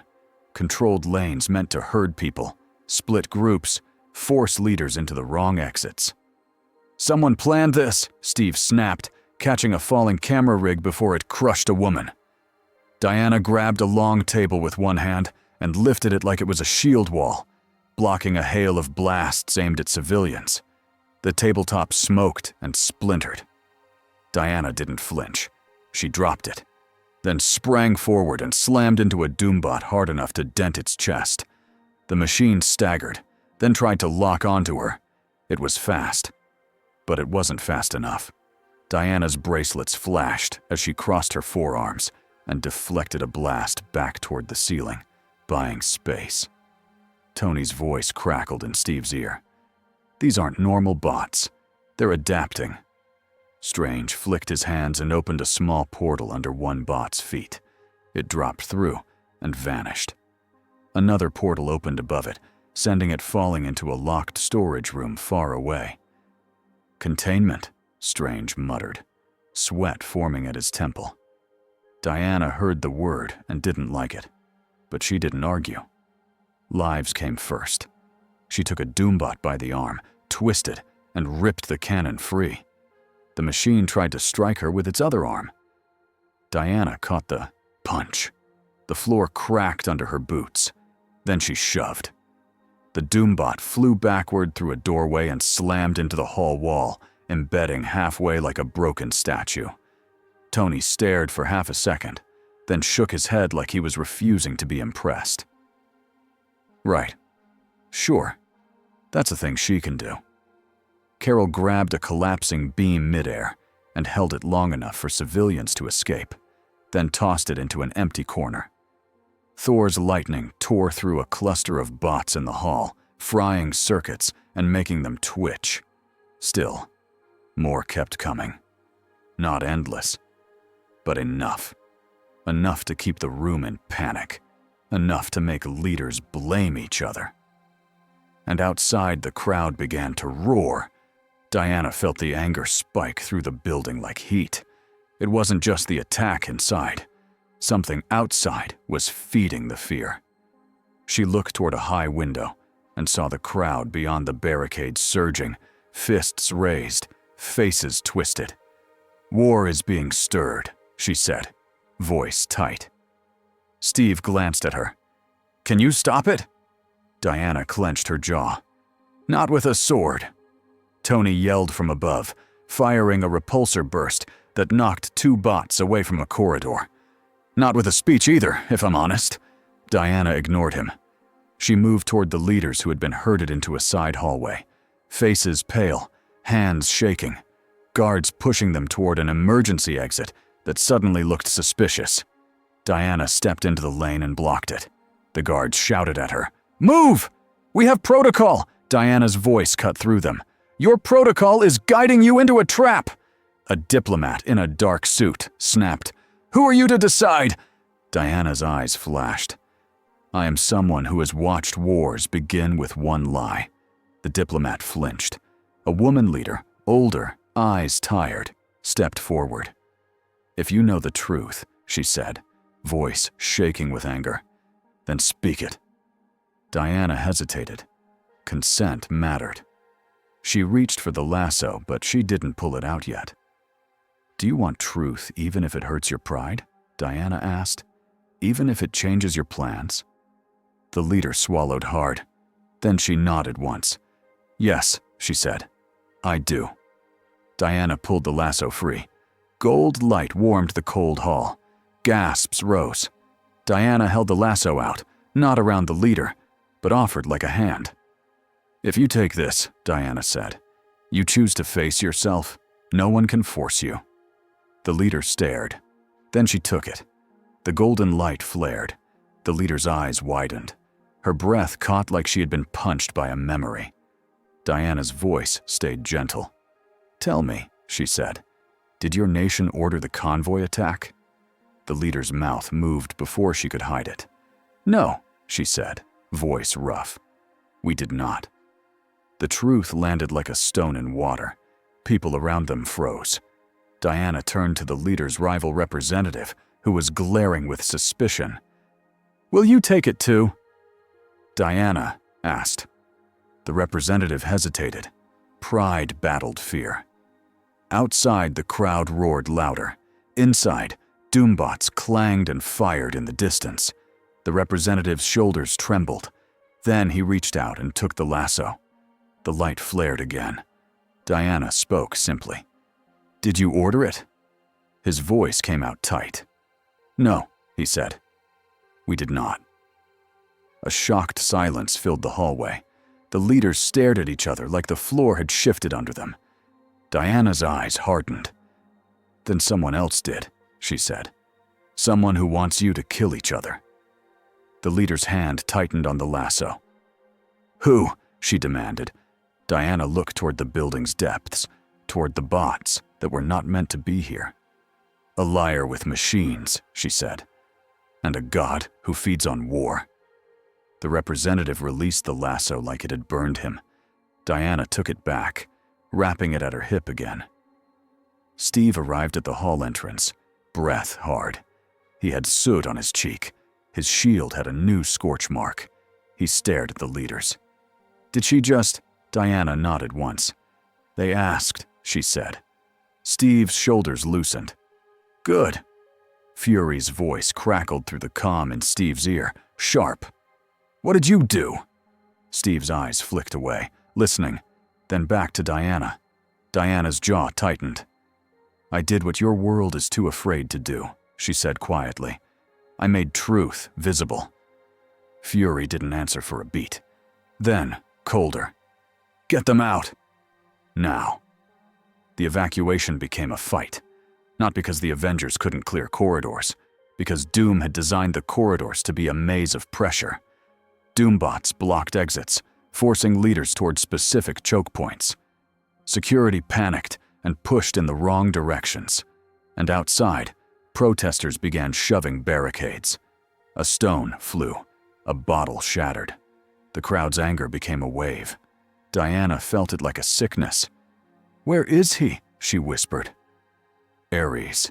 She didn't see him, but she felt his influence like hands on shoulders. Strange appeared beside her in the hallway, cloak swirling. His face was tight with strain. He's not inside, Strange said. He's around, like a fog. Diana's eyes narrowed. Then I go to the fog. Tony's voice crackled through comms. Diana. Small issue. These bots are protecting something downstairs. Diana turned. What? Tony's tone sharpened. Something that's humming. Strange humming, not music humming. Strange's eyes widened. A device, he said. A gate attempt. Diana's stomach tightened. She remembered the tear in the sky. She remembered Ares saying she rang a bell. Someone was building an answer. Steve's voice was firm. We split, he said. Carol, get the leaders out. Thor, cover the crowd outside. Tony, you and I with Strange. Diana cut in. I go to the device. Tony started to argue, then stopped. Fine, of course you do. Diana moved before anyone could stop her. Down a stairwell, through a maintenance corridor, past a doombot that tried to rise. She kicked it once, hard enough to fold it into the wall, and kept going. This wasn't anger. It was urgency. Because she could feel reality thinning below, like a wound trying to reopen. Beneath the UN, the air was colder. A maintenance room door hung open, bent inward. Inside, a ring of metal stood upright like a doorframe, covered in symbols that were not fully magic and not fully technology. It hummed. It hurt Diana's ears. On the floor around it lay broken equipment and 3 doombots in a defensive triangle, weapons aimed at the doorway. They fired at once. Diana crossed her arms. The blasts hit her bracelets and shattered outward, carving lines into the ceiling. She surged forward, shield raised, and smashed into the first bot. Metal crumpled. She grabbed its head and slammed it into the floor until it stopped moving. The second bot fired again. Diana's shield caught the blast. The energy spread across the shield like light across water. Then Diana threw the shield. It hit the bot's knee joint, severing it. The bot fell. Diana was on it before it hit the ground, ripping its arm cannon free and tossing it aside. The third bot stepped back and raised a small device instead of a cannon, a resonator. It pulsed once. Diana felt a tug at her hip. Her lasso glowed. Her teeth clenched. The bot pulsed again, and the lasso's glow flickered like it was being copied. Diana lunged, but the bot was fast. It backpedaled toward the ring. The ring's humming rose. The air inside the frame shimmered. Not a portal yet. A wound trying to become a door. Diana snapped her lasso out. The golden rope wrapped the bot's wrist and yanked it off balance. The resonator clattered to the floor. Diana crushed it under her boot. The bot tried to rise. She yanked it forward with the lasso and slammed it into the metal ring hard enough to dent the frame. The ring's symbols flared. The air inside it brightened. For a second, Diana saw a shadow in the shimmer. Claws, wings, faces like masks, furies. Not fully here, but pressing. Diana's blood went cold. Strange, Tony, and Steve burst into the room behind her. Tony's eyes widened. Oh, come on. We are not doing a demon doorway under the UN. Strange's hands were already moving, symbols forming in the air. His face tightened in pain as he pushed magic against a device that was not designed for magic, but still stole its shape. This isn't pure sorcery, Strange gritted. It's engineered. Tony stared at the ring like it had offended him personally. That's doom, he said, voice flat.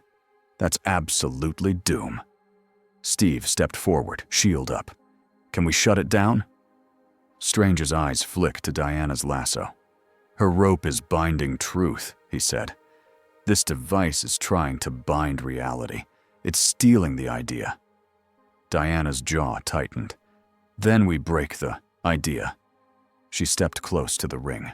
The air shimmered hotter now, like a fever. Tony grabbed her arm. Hey, careful. If that goes, we don't know what comes through. Diana looked at him. We do, she said. War. She took a breath and centered herself. Then she did something that surprised even Strange. She wrapped the lasso around the ring itself. The golden rope flared so bright it lit the whole room. The ring's symbols fought back, flickering green and cold. Diana pulled the lasso tight.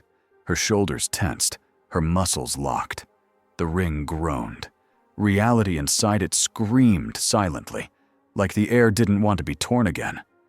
Tony shouted, "Okay, that's a lot of pressure, like, a lot!" Strange stepped forward, hands glowing, and pressed his magic into the lasso's light instead of against it. He didn't try to overpower the ring.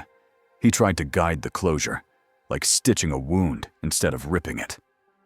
Steve braced the ring's base with his shield, holding it steady while Diana pulled, because even a strong anchor mattered when the world shook.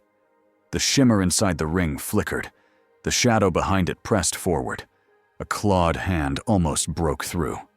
Thor's lightning crackled down the corridor and slammed into the ring's side as he arrived, eyes wild. The strike was not aimed to destroy. It was aimed to disrupt the device's power flow. The ring's symbol stuttered. Diana seized the moment. She pulled hard. The lasso's light snapped tight like a belt. The shimmer collapsed inward. The ring went dark. Silence dropped into the room like a blanket. Diana released her breath slowly. Sweat shone at her hairline. Tony stared at the dead ring with a sick look. That was one step away, he whispered. Strange's face was pale. Yes, he said. And now the scar knows it can be pulled at. Steve looked at Diana. Are you hurt? Diana shook her head, but her eyes were distant. He copied my tools, she said quietly. He used my presence to build a door. Tony's jaw tightened. Doom, he repeated. Strange nodded. And he didn't need to succeed today, Strange said. He needed data. Diana's stomach sank. She looked at the crushed resonator under her boot, then at the ring. What did he take? She asked. Tony's answer was low. Enough. Outside, the riot didn't fully ignite. Not because the world suddenly became wise, because Thor stood in the street like a wall. Lightning crawled over his armor, not striking people, just warning them. His voice boomed over the crowd. "Be still," he commanded, and his words hit like thunder.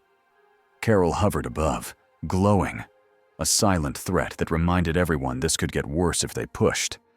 Steve's team got the leaders out through a protected route, and Diana's truth, those two leaders admitting, under the lasso, that they had not ordered the attack, spread fast through the building, through phones, through live feeds. Some people stopped shouting and started listening. Others didn't. But the spark did not become an inferno. Not today. That meant Diana had won something. But it wasn't a clean win, because as the UN stabilized, far away in Latveria, Doom watched a different feed. Not of the riot, of the ring's final flare. He leaned forward, eyes bright behind his mask. "Thank you," he murmured. A technician beside him hesitated. "My lord, the gate failed." Doom's voice was calm. "No," he said. "It performed." He turned slightly, cloak whispering. "We now know how her binding interacts with a reality frame. We now know the threshold before collapse. We now know what pressure her will can apply." He lifted one hand and flexed his fingers slowly. "Next time," Doom said, "we do not open the door under their feet." He looked at a map of the world. "We open it somewhere they cannot reach in time." That night, back at the Avengers facility, Diana stood alone in a quiet training room. She held her lasso in both hands, staring at its simple cord like it might speak. Steve entered softly. He didn't startle her. "They're calling it a miracle," Steve said. "That the summit didn't turn into a war." Diana's voice was flat. "A miracle is when people choose good without being forced." She looked up. "Today, they chose fear less loudly. That is not a miracle." Steve stepped closer. "It's still something." Diana nodded slowly. "Yes," she admitted. "It is something." Steve hesitated. "Fury is furious." Diana's mouth tightened. "Because truth was seen." Steve's eyes held hers. "Because he's afraid of what happens next." Diana looked down at the lasso again. "He is right to fear," she said quietly. "Someone is building doors using my shadow." Steve's throat tightened. "Doom." Diana nodded once. "And Ares," she added. "He will not stop. He will try again. He will find new ways." Steve stood beside her in the quiet. After a moment, he said, "So what do we do?" Diana's eyes lifted, steady and tired and full of purpose all at once. "We do the work," she said. "Not just fighting, not just winning. The work of making war harder to start." Outside, the facility lights hummed. Screens glowed with news updates. Analysts argued. Leaders made statements. The world kept moving.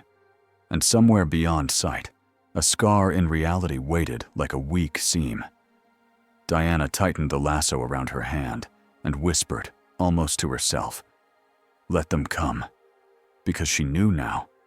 In this universe, saving people was not only about stopping monsters, it was about stopping the choices that made monsters possible. 3 weeks passed, and the world still did not know what to do with Diana. Some people treated her like a miracle. Some people treated her like a threat that had not made its first mistake yet. Diana treated the days like a job that never ended. Konba, the morning, she trained. Steve met her on a plain mat in a plain room, because fancy floors did not matter when you were learning someone's rhythm. He had sparred with experts. He had fought gods beside Thor. He had never trained with someone who moved like Diana. She did not fight like a brawler. She fought like a clean storm. Steve would throw a strike, and she would already be there, blocking the line before his arm finished moving.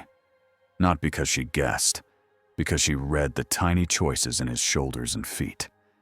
When Steve landed a good hit, Diana nodded like a teacher. When Diana tapped his shield and sent him sliding back 3 feet, Steve grunted, then laughed once. "You don't hold back," he said, catching his breath. "I hold back all the time," Diana answered, serious. "If I did not, I would break you." Steve believed her. That was the strange part. He believed it without feeling insulted. After training, Diana did briefings with Strange, not meetings with charts and speeches. Strange kept it simple. He showed her the scar he felt in the world. He made a thin line of light hover in the air and told her, "This is where reality remembers being torn." Diana would stare at it like it was a wound on a friend. "Can it heal?" she would ask. "It can," Strange would say, "but not if someone keeps picking at it." They both knew someone was picking at it. Doom. Ares. Maybe others, watching quietly. Then Diana went out. Not for cameras, not for praise. She went to places where people were still shaking from that day in New York. Shelters, hospitals, community centers. A small room with folding chairs and a tired counselor who had too many names on a clipboard. Diana sat with veterans who hated the sound of fireworks. She sat with teenagers who had been pulled into riots and could not explain why their hands had moved before their minds did. She did not lecture. She listened. Sometimes she spoke one sentence that made a person stop and breathe. Sometimes she said nothing and just stayed there until the fear loosened. And everywhere she went, the same silly monster followed her. The forms. One afternoon, a city office worker slid a paper across a desk and said, "We just need you to sign here." Diana read the first line and frowned. "This says I was born in New Jersey," she said. The worker smiled nervously. "It's a placeholder." "A lie," Diana said. Tony, standing behind her in sunglasses like he was hiding from responsibility, whispered, "It's not a lie. It's a bureaucratic bedtime story." Diana looked at him. "Your world lies to itself to feel safe." Tony's mouth tightened. "Yes." The worker cleared her throat. "We can leave it blank." Tony leaned in. "If we leave it blank, the system explodes, not metaphorically. The screen freezes and people cry." Diana stared at the line again. She tapped the paper once. "Then I choose the cloak," she said. She took the pen. On the last name line, she wrote, "Prince." Tony blinked. "Okay, dramatic. I respect it." Diana slid the paper back. "It is not dramatic," she said. "It is simple. A prince is expected to serve, not to own." The worker looked relieved enough to hug the printer. Tony muttered, "Congratulations. You just defeated the paperwork boss on medium difficulty."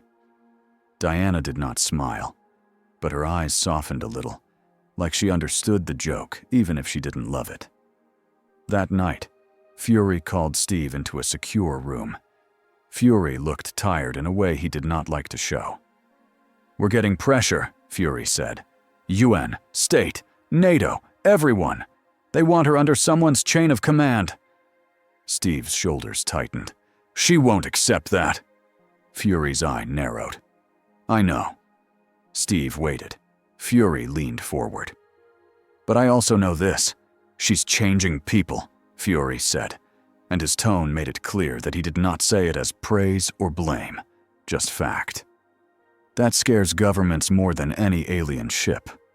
Steve held Fury's stare. "Then let them be scared," he said. "She's doing good." Fury didn't argue. He only said, "Good doesn't stop bullets by itself." Steve left with that line in his chest like a weight, because he knew Fury was right about one thing. Good attracted enemies. Doom's message arrived on a day that felt almost normal. Almost. Tony was halfway through a rant about supply chains for vibranium substitutes when a secure screen lit up in the lab. The signal did not come through the usual channels. It came through a route that meant someone had stepped around Tony's locks like they were floor tape. The screen went black. Then a metal mask filled it. Victor Von Doom did not smile. He did not need to. "Anthony Stark," Doom said, voice calm. "Stop wasting electricity." Tony's jaw tightened. "That's rich coming from you. Also, hi, breaking into my house is rude." Doom ignored the joke like it was an insect. "I'm not calling for you," he said. "I'm calling for her." Tony's stomach sank. He turned on a second feed and pinged, Strange, Steve, and Fury, without speaking a word. Doom continued. "Diana of Themyscira," he said, like he enjoyed saying the full weight of it. "War has followed you. Control has followed you. I offer an alternative." Diana stepped into frame, calm and still. Her eyes were hard. "Speak." Doom's voice stayed smooth. "I can open a stable gate," he said. "I can return you to your world.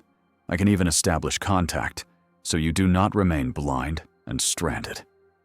Tony felt Steve shift beside him. That offer hit like a punch, because it was not a threat. It was a temptation. Diana's face did not change. "At what price?" Doom's mask tilted slightly. "Help me perfect the door," he said. "Not as a slave, as a partner. A door that you control with me. A door that can stop multiversal chaos before it spills." Strange's eyes narrowed. "You don't build doors to stop chaos," he said. "You build them to own what's on the other side." Doom's gaze did not move, but his attention sharpened. "Sorcerer Supreme," he said. "You mistake pride for evil. Pride is simply clarity." Diana's voice cut in. "And your clarity always ends with you holding the chain." Doom paused for half a breath. Then he said, "Yes." He said it like honesty was a gift. "If you do not take this offer," Doom continued, "your war god will keep stirring your new home. Your allies will keep hiding behind lies. This world will keep bleeding in small, endless ways." Tony could hear the trap in it. Doom was not promising peace. He was selling a shortcut. Diana's eyes stayed on the screen. "You cannot promise peace," she said. Doom's voice turned colder. "I can enforce it." Carol's glare could have melted steel. "There it is." Doom looked toward Carol for the first time. "You are strong," he said, "and yet you serve systems that crumble." Then Doom returned to Diana. "I offer you what you want most," he said. "An end to meaningless war. A way home. A way to stop being used as a symbol by strangers." Diana's jaw tightened. For the first time in days, Steve saw a flicker of pain in her eyes. Not fear. Homesickness. Duty pulling in two directions. Doom's voice softened just a little. "Meet me," he said. "Alone, if you wish. Or with your friends if you do not trust. Come to Latveria's border. I will not strike first."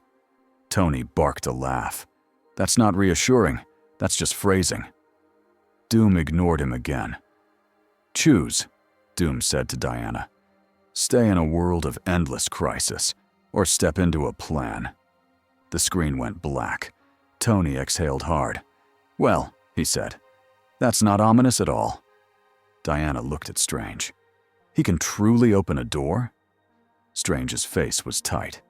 "He can open something," he said.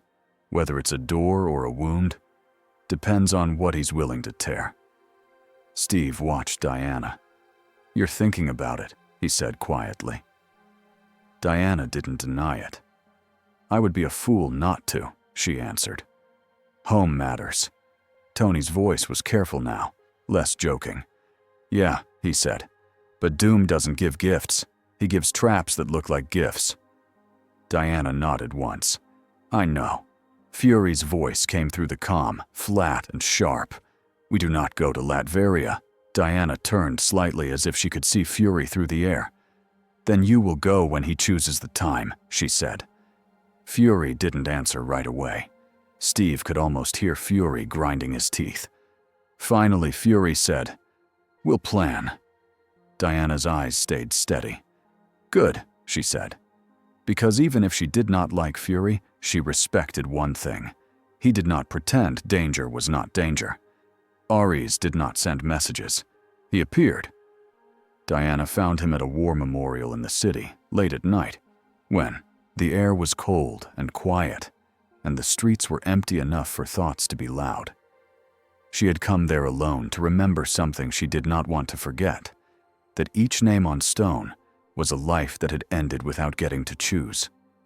She sensed him before she saw him, a warmth in the air that didn't belong, a pressure behind her ribs, then a voice behind her, smooth as a knife sliding from a sheath. "You look tired," Ares said. Diana turned. He stood in the shadow of a tree, dressed like a man who could walk into any room and make people listen. Not because he was loud, because he was certain. Diana's hand did not go to her sword first. It went to her lasso. Ares smiled. "Always the rope," he said. "You still think truth can tame war?" Diana's voice was quiet. "I think truth can weaken it." Ares stepped closer. The memorial lights reflected in his eyes like small fires. "Doom offered you a door," he said. Diana's jaw tightened. "How do you know?" Ares shrugged. "War hears everything," he said. "And men like Doom build war in machines." Diana's eyes hardened. "You want me to refuse him?" Ares's grin widened. "I want you to stop pretending," he said. "Doom offers control. I offer honesty. This world will never choose peace on its own. It wants conflict. It dreams in winners and losers." Diana's gaze swept over the names carved in stone. These people did not dream of dying. Ares's voice softened like he was pretending to care. "Then end it," he said. "Take the world by the throat. Force it to stop." Diana looked at him sharply. "That is your idea of peace." Ares spread his hands. "It is the only kind that lasts," he said. "If you cannot force peace, you will watch endless war, and you will burn yourself out trying to save everyone." Diana's grip tightened on the lasso. "You think I will become you because I am tired?" Ares leaned in slightly. "I think you already know how easy it would be," he whispered. "One command, one truth rope around the right leaders, one example made in public." Diana's eyes flashed with anger. "I do not make examples of people." Ares's smile thinned. "Then Doom will," he said. Diana stepped closer until they were only a few feet apart. Her voice was steady, not loud.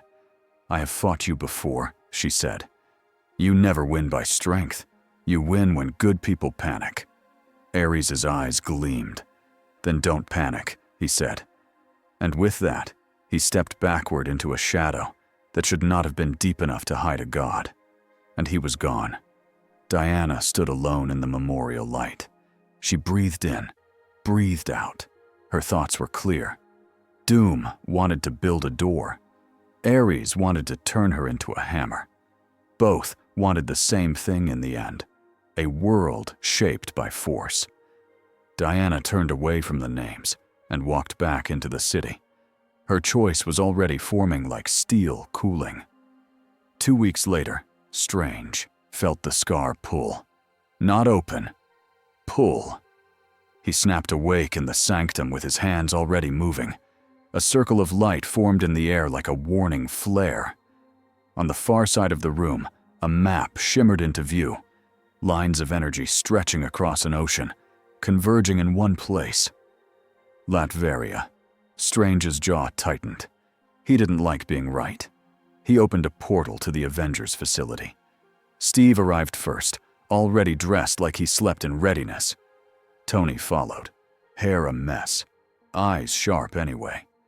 Carol hovered in through the portal like she had been waiting for a reason to hit something. Thor stepped in last, looking grim. Diana arrived without rushing. She looked like she had expected this. "It's starting," Strange said. Tony ran a scan on the energy lines. "That is a gate attempt," he said, voice tight. "And it's bigger than the UN prototype." Steve looked at Diana. "Doom." Diana nodded. He chose the time, she said. Fury's voice came through comms. We go in fast, he said. We hit the device. We pull out. No speeches. No cameras. Diana's eyes narrowed. No civilians, she said. Tony looked at her. It's Latveria, he replied. Civilians exist. Doom just pretends they're background. Steve's voice was firm. We do this clean. Carol cracked her knuckles. We do it fast, she said. Thor lifted his hammer. We do it with thunder, he growled. Strange looked at Diana. And we do it with control, he said. Not the kind Doom wants, the kind that stops reality from tearing. Diana's grip tightened on her lasso. Then we move. They did not fly to Latveria as a parade. They went like a response to a fire. Latveria's sky was gray, not storm gray, controlled gray, like the clouds were part of the country's uniform. Doom's fortress rose from the mountains like a blade. It did not hide. It dared the world to try. Subtle, Tony muttered through comms. Subtlety is for thieves, Thor replied. This is a king's den. Steve looked at the walls and the towers and the moving points of green light. He's ready, Steve said. Of course he was. Doom did not get surprised in his own home. The first wave of defense came in silence. Doombots rose from hidden ports in the fortress walls and formed a wide arc. No warning shots, no speeches. They fired. Carol shot forward and turned into a bright line of force. She slammed through the first row of bots, scattering metal like toys. She didn't stop to gloat. She kept moving, eyes locked on the fortress core. Tony flew low, targeting the heavy cannons with precise blasts. Thor threw lightning that crawled over the fortress shields like angry vines. Steve ran forward across broken stone, shield raised, moving with purpose. He didn't need to be the strongest. He needed to be the one who didn't stop. Strange opened portals like doors in a hallway, redirecting blasts away from the team and into empty sky. Diana moved straight through the middle. A cannon fired at her chest. She crossed her bracelets, and the blast shattered outward, carving a clean trench into the mountain rock behind her. She didn't slow down. A Doombot stepped in with a blade. Diana caught its wrist, twisted, and broke the joint. The bot tried to punch with the other arm. Diana hit it once with her shield. The bot folded. Okay, Tony said over comms, breath tight. Remind me not to play dodgeball with her. They broke through the outer defenses. Then Doom's real defense began. The ground under their feet shifted. Plates moved. Walls rose. Corridors appeared where open space had been a second earlier. A maze. Classic Doom, Tony snarled. He's hurting us. Strange's eyes narrowed. He wants us separated. Steve's voice stayed calm. Stay close. They did. But Doom didn't need to fully split them to cause damage. He only needed one doubt. The air changed inside the fortress. It grew warmer, like the way a room warms when too many angry people shout in it. Diana felt it at once. Ares. Not physically present yet, but close enough to touch. Carol's voice sharpened. You feel that? She asked. Thor's jaw clenched. War walks these halls. Tony's suit sensors pinged. My emotional barometer is reading bad idea, he muttered, which is my default, but still. They reached a wide chamber. At its center stood the Pantheon Gate, not the small ring from under the UN. This was taller than a building doorway, thick with metal, covered in green-lit symbols and etched lines that looked like a mix of ancient runes and perfect machine code. It hummed so hard Diana felt it in her teeth. The air inside the frame shimmered, a wound pretending to be a door. On a raised platform above it, Doom stood in full armor, cloak hanging like a flag. He did not look rushed. He looked pleased. Avengers, Doom said, voice echoing. And Diana. Steve stepped forward. Shut it down, Doom. Doom's mask angled slightly. "No," he said. "I will finish what you interrupted." Diana's voice cut through. "You promised you would not strike first." Doom's tone was calm. "I have not," he replied. "I built. You attacked. Your honor is not my responsibility." Tony pointed at the gate. "That thing tears reality." Doom's head tilted. "Yes," he said. "Reality is an obstacle. Obstacles are meant to be engineered." Strange's hands glowed. "You don't understand what you're pulling on." Doom's voice sharpened. "You assume I do not," he said. "I understand more than any of you, because I am willing to do what you fear." Diana stared at the shimmer inside the gate. She saw shadows pressing behind it, shapes with wings, faces like masks, the same kind of mythic pressure she had felt under the UN, but stronger. Her blood went cold. "What do you plan to bring through?" she asked. Doom's voice turned almost gentle. "Not monsters," he said. "Power. Order. A way to stop gods like Ares from playing with your cities." Tony snorted.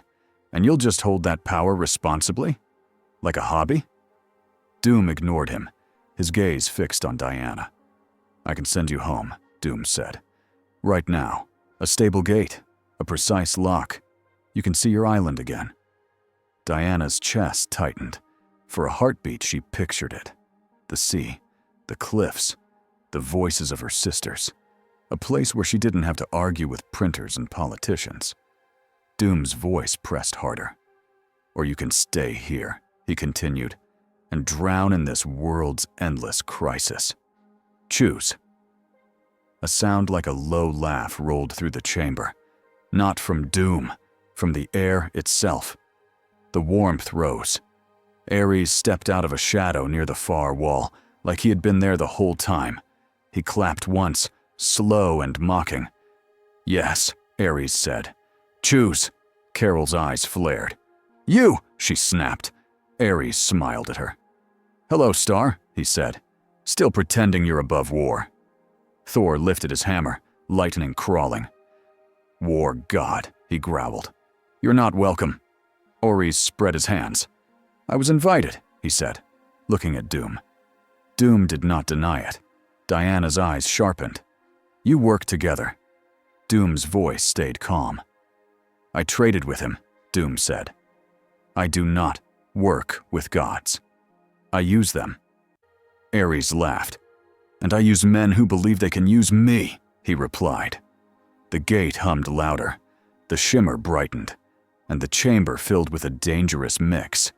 Doom's control, Ares' influence, and a door that wanted to open. This was not a simple fight. This was a choice built into a battlefield. Ares moved first, not by punching, but by speaking. He walked slowly along the edge of the chamber, voice carrying. "You are all heroes," he said. "Which means you all believe your way is the only way." Steve kept his shield up. "We believe in saving people." Ares smiled. "And you," he said to Steve, "believe in sacrifice." Steve's eyes narrowed. "I believe in duty." Ares nodded like he had gotten what he wanted. He turned to Tony. "And you believe in control," he said. "You build suits because you fear being helpless again." Tony's jaw clenched. "I'm not taking therapy from a war god." Ares ignored the joke. He turned to Carol. "And you believe you can punch problems into submission," he said. "Which is why you keep floating above everyone. Safer up there." Carol's glow brightened. "Say one more word." Ares' smile widened. "And Thor," he said. "You believe battle proves worth." Thor's grip tightened on Mjolnir. "It proves nothing," he snapped. "It only ends." Ares nodded again, pleased. He wasn't trying to turn them stupid. He was trying to make their worst instincts louder. The air warmed more. Steve felt it in his chest like anger trying to rise, without permission. Tony's suit sensors pinged a warning about stress hormones, and that only made him more annoyed. Carol's fists clenched. Thor's lightning crackled harder.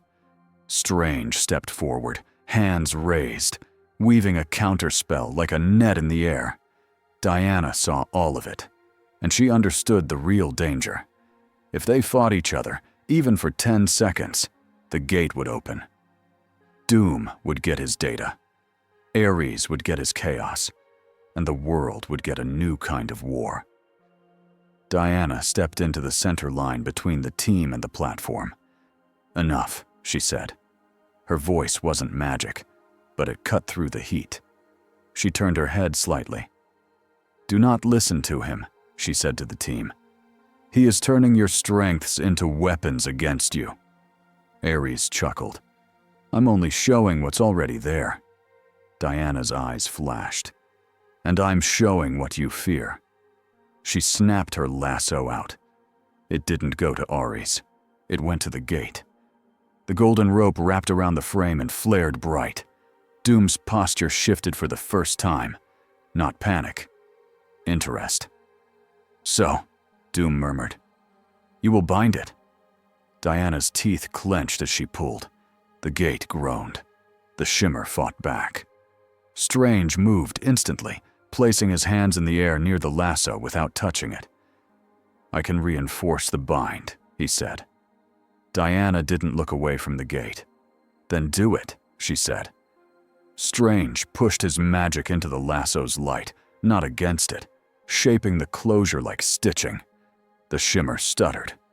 Doom lifted one hand, and a wave of green energy surged from the platform into the gate's runes. The gate brightened again. Tony shot upward, aiming at the power conduits feeding the frame. "Okay, no," he growled, and fired. Doom's shields flared and blocked the blasts. Carol flew straight at the platform like a comet. Doom didn't move. Doombots rose from hidden slots around the platform and slammed into Carol, locking onto her arms and shoulders like clamps. Carol snarled, light flaring, and tore them apart, but it cost her speed. Thor threw lightning at the conduits, trying to overload them. The fortress responded with grounded rods that drank the lightning like water. "Clever," Thor growled, offended. Steve sprinted for the stairs to the platform, shield raised, because Steve knew what he could do here. He could take space. He could force Doom to react. Doombots formed a line. Steve hit them like a battering ram, shield first, breaking the front row and sliding under a blast. He wasn't trying to win alone. He was buying time. Ares stepped toward Diana, eyes gleaming. "You're doing it," he said softly. "You're forcing reality to behave. You like control more than you admit." Diana's voice was strained as she pulled the lasso tighter. "I like protection," she snapped. Ares' smile widened. "Same thing," he whispered. Diana glared at him. "No," she said. "Control takes. Choice away. Protection keeps choice alive." Ares' expression tightened. He didn't like that answer. He moved like a blur, fist aiming for Diana's head. Diana twisted and blocked with her bracelets. The impact shook the chamber. Strange nearly lost the thread of his spell, his shoulders jolting. Diana's boots dug into the floor. She slid back inches, then stopped. Ares hit again. Diana blocked again. Each strike made the gate's shimmer flicker, like the device loved violence near it. Diana realized that too. Ares wasn't just attacking her, he was feeding the gate with conflict.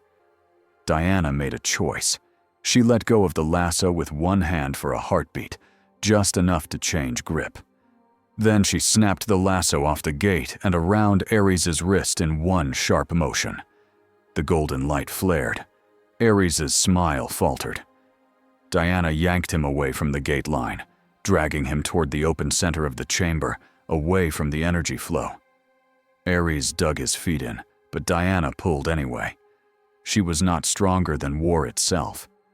but she was strong enough to move him when he wasn't braced on a battlefield he controlled. Ares' eyes narrowed. "You will force me again," he hissed.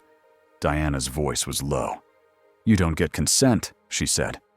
"You take it. That is the difference."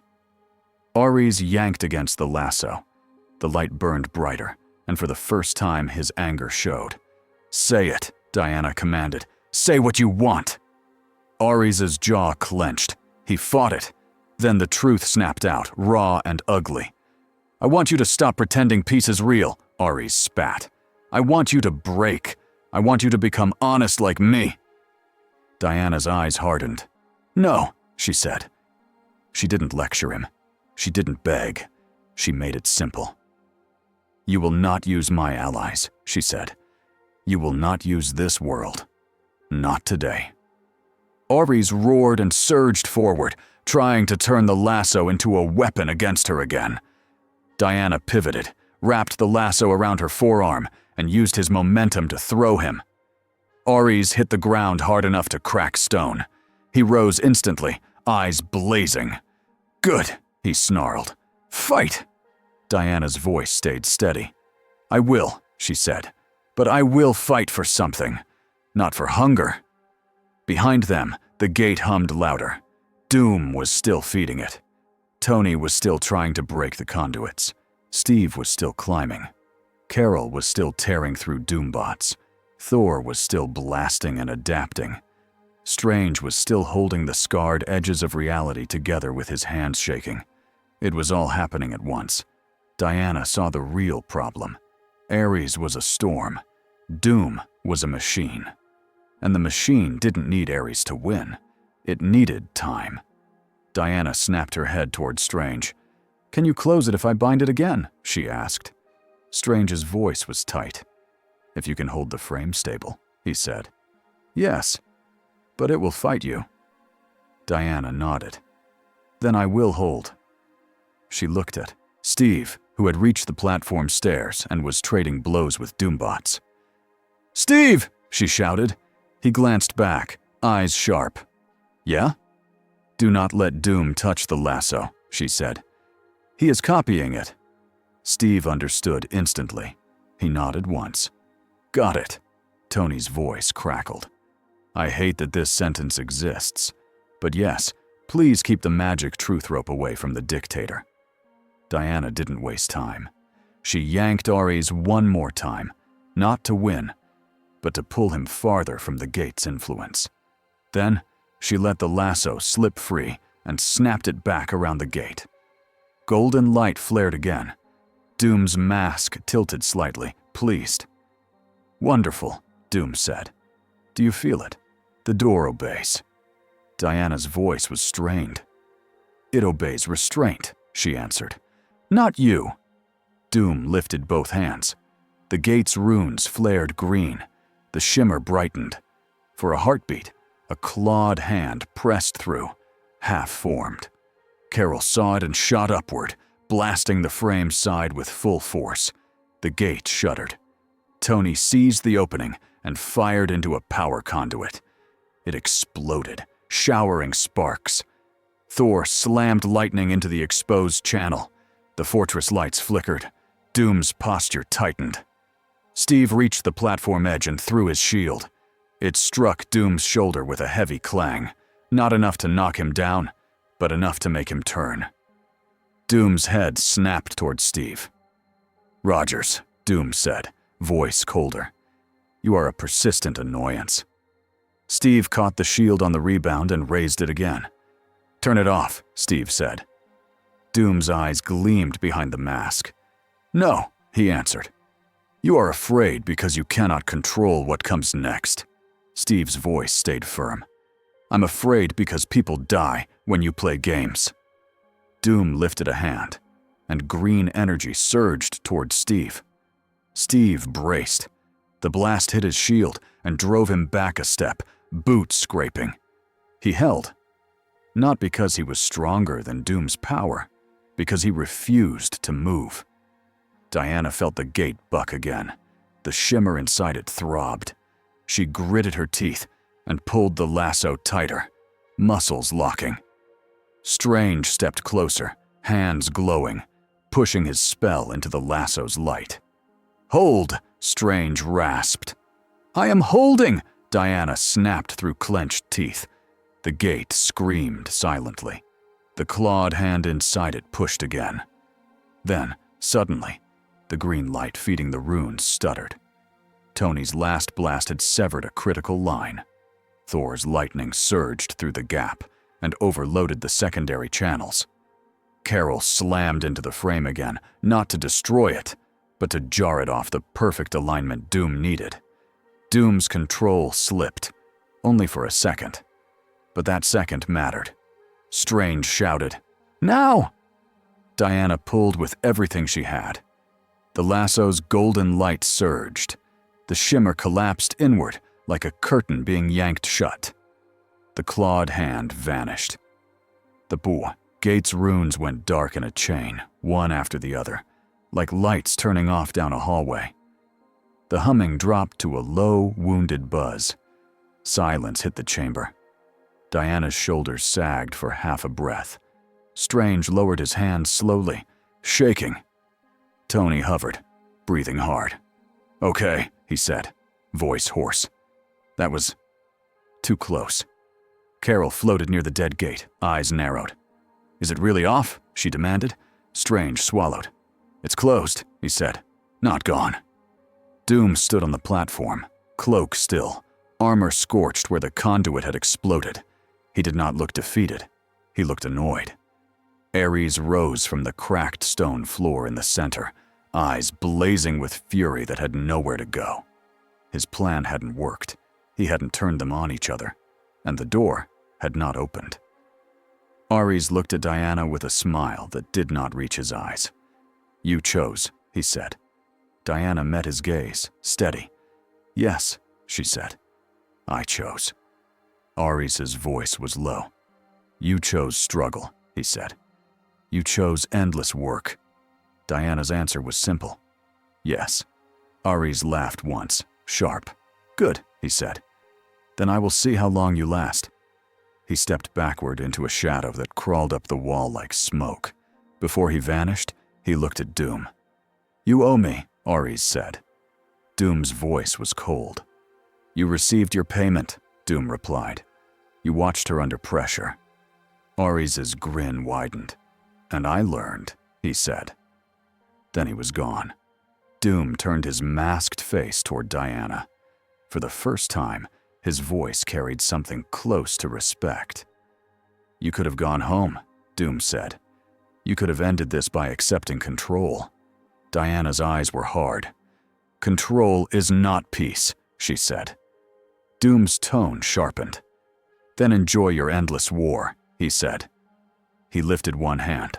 A wall panel behind him blew outward, revealing a hidden escape corridor. Tony snapped, "Oh no, you don't!" But Doom didn't run like a coward. He activated a barrier field that slammed down between him and the team, thick and humming, tuned to Strange's magic and Tony's tech both. A very Doom solution. "Another time," Doom said, already stepping back into the corridor. "You have delayed me. You have not stopped me." Steve ran forward and slammed his shield into the barrier. It didn't break. Doom's cloak vanished into darkness. The corridor sealed. Tony cursed in 3 languages. Carol looked ready to fly through the mountain itself. Strange held up one hand. "Not worth the risk," he said. "The gate is closed. The fortress may be rigged to collapse," Thor growled. "He escapes again." Diana stared at the dead gate, breath steady now. "He escaped," she agreed, "but he did not win today." Steve looked at her, and neither did Ares. Diana nodded once. "Today," she said, "we held." The world did not celebrate the way movies pretend it does. There was no single headline that said, "Peace achieved." There were many headlines, many arguments, many rumors. Some people insisted the Latveria incident proved Diana was too dangerous. Some people insisted it proved the world needed her more than ever. Fury made phone calls that never appeared on TV. Strange spent long nights checking the scar in reality, watching for tension. Tony rebuilt sensors and added layers of alarms. Carol patrolled high above the ocean like she was guarding the sky itself. Thor returned to Asgard for a day, then came back with a look that said he had asked questions he didn't like the answers to. Diana kept doing the work, but now she did it with a new routine. She trained with Steve in the mornings because discipline kept her sharp. She met with Strange in the afternoons because knowledge kept the door closed. And she stepped into public spaces carefully because being seen mattered in this world. Hope had weight here, and so did fear. 1 week after Latveria, Fury stood in the same briefing room as always, arms folded, face stiff. Diana stood across from him, calm. Steve was between them, as usual. Fury spoke first. "You're not joining S.H.I.E.L.D." Diana nodded. "Correct." Fury continued. "You're not joining the Avengers as an employee." Diana's brow lifted. "As an employee?" Tony whispered. "He means you don't get dental." Diana ignored him. "I will fight beside you when it is right," she said. "But I don't belong to you." Fury stared at her for a long beat. Then, surprisingly, he nodded once. "Fine," he said. "Then we do it the only way we can." He tapped a folder on the table. "Consultant," Fury said. "Independent. You choose missions. We share information. You help keep the scar quiet." Diana's eyes narrowed at the paper. "More boxes," Tony grinned. "It's a final boss form." Diana looked at Steve. Steve gave a small, tired smile. "It's a compromise," he said. Diana picked up the folder and read it slowly. Then she set it down. "I will sign," she said. Fury's eye narrowed. "Really?" Diana met his stare. "Not because I accept your chain," she said. "Because I accept the duty to coordinate." Fury nodded once, satisfied. Then Diana added, "But one condition." Fury's voice went flat again. "Of course."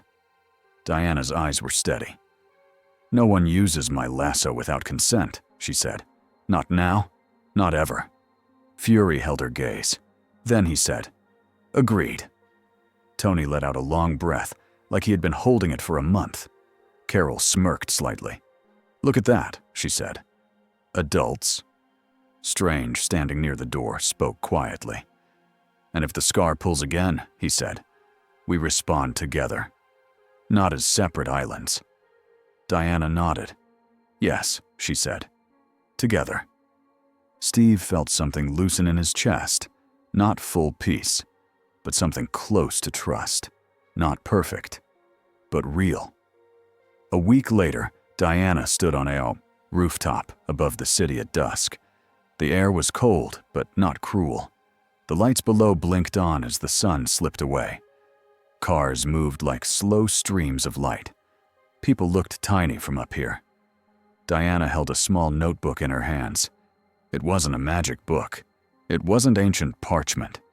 It was a plain notebook Tony had bought her, because Tony's brain could not handle a world where important thoughts were not written down somewhere. Diana wrote slowly. Not because she struggled with letters, because she chose each word like it mattered. She wrote about the scar in reality. She wrote about the war god who didn't need swords. She wrote about Doom, a man who wore control like armor. She wrote about Steve, whose strength was not his body, but his refusal to stop being decent. She wrote about this world's strange habit of naming people before learning them. She stopped and stared at the page. This message might never reach Themyscira, but writing it made her feel less stranded. A soft footstep sounded behind her. Steve approached without trying to be sneaky. He carried 2 cups of coffee, because Steve still thought coffee solved problems, even when it didn't. He offered one. Diana took it and frowned slightly at the bitter smell. "Your drink is still strange," she said. Steve smiled. "Yeah, that's fair." They stood side by side, looking over the city. After a moment, Steve spoke. "You could have taken Doom's offer," he said. "You could have gone home." Diana's eyes stayed on the skyline. "Yes," she said. Steve waited. Diana's voice softened. "There is a part of me that wanted it," she admitted. "Not because I am weak, because I am tired." Steve nodded. He understood tired. Diana turned her head slightly. "But if I left, Doom would still build doors," she said. "Ares would still stir war. People would still die, while leaders hid behind careful lies." Steve's voice was quiet. "And you couldn't accept that?"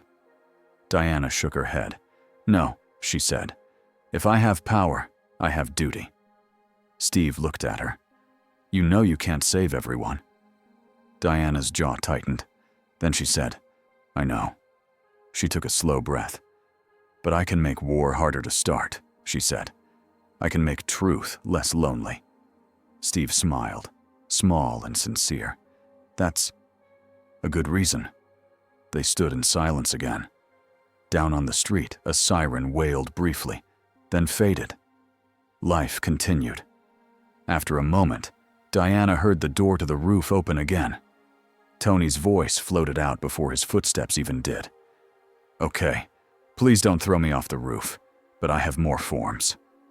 Diana closed her eyes for a second, like she was praying for patience. Tony approached, holding a clipboard, like it was a cursed object. "Good news," he said. "You now have a legal identity that does not crash any computers." Diana opened one eye. "What did you do?" Tony grinned. "I did not hack anything," he said, quickly. "I negotiated, like an adult." Carol's voice called from below, sarcastic. "Liar." Tony ignored her. He held up the top page. "Name, Diana Prince," he said. "Place of birth, unknown. Date of birth, withheld." "That's a thing now. I invented it. You're welcome." Diana stared at the page. Then she looked at Steve. "This is my life now," she said flatly. Steve's mouth twitched. "Part of it." Tony pointed at a signature line. "You sign, and you can walk into most buildings without someone screaming, 'Where's your passport?'" Diana took the clipboard. She looked at the line. Then she signed, slowly and clearly. Tony exhaled like he had just survived a battle. "Yes," he whispered. "We did it." Diana handed the clipboard back. "Your world makes war with paper," she repeated. Tony nodded solemnly. "Yes," he said, "and paper always wins." Diana's mouth twitched, almost a smile. She turned back to the city. The sky was dark now. The lights below looked like stars that had fallen and decided to keep working anyway. Diana held her coffee, her notebook, and the weight of a new world. Somewhere, Doom was still planning. Somewhere, Ares was still smiling. Somewhere, the scar and reality waited like a weak seam. But on this rooftop, for this one quiet minute, Diana felt something steady in her chest. Not victory, not perfect peace, purpose. And that was enough to stay.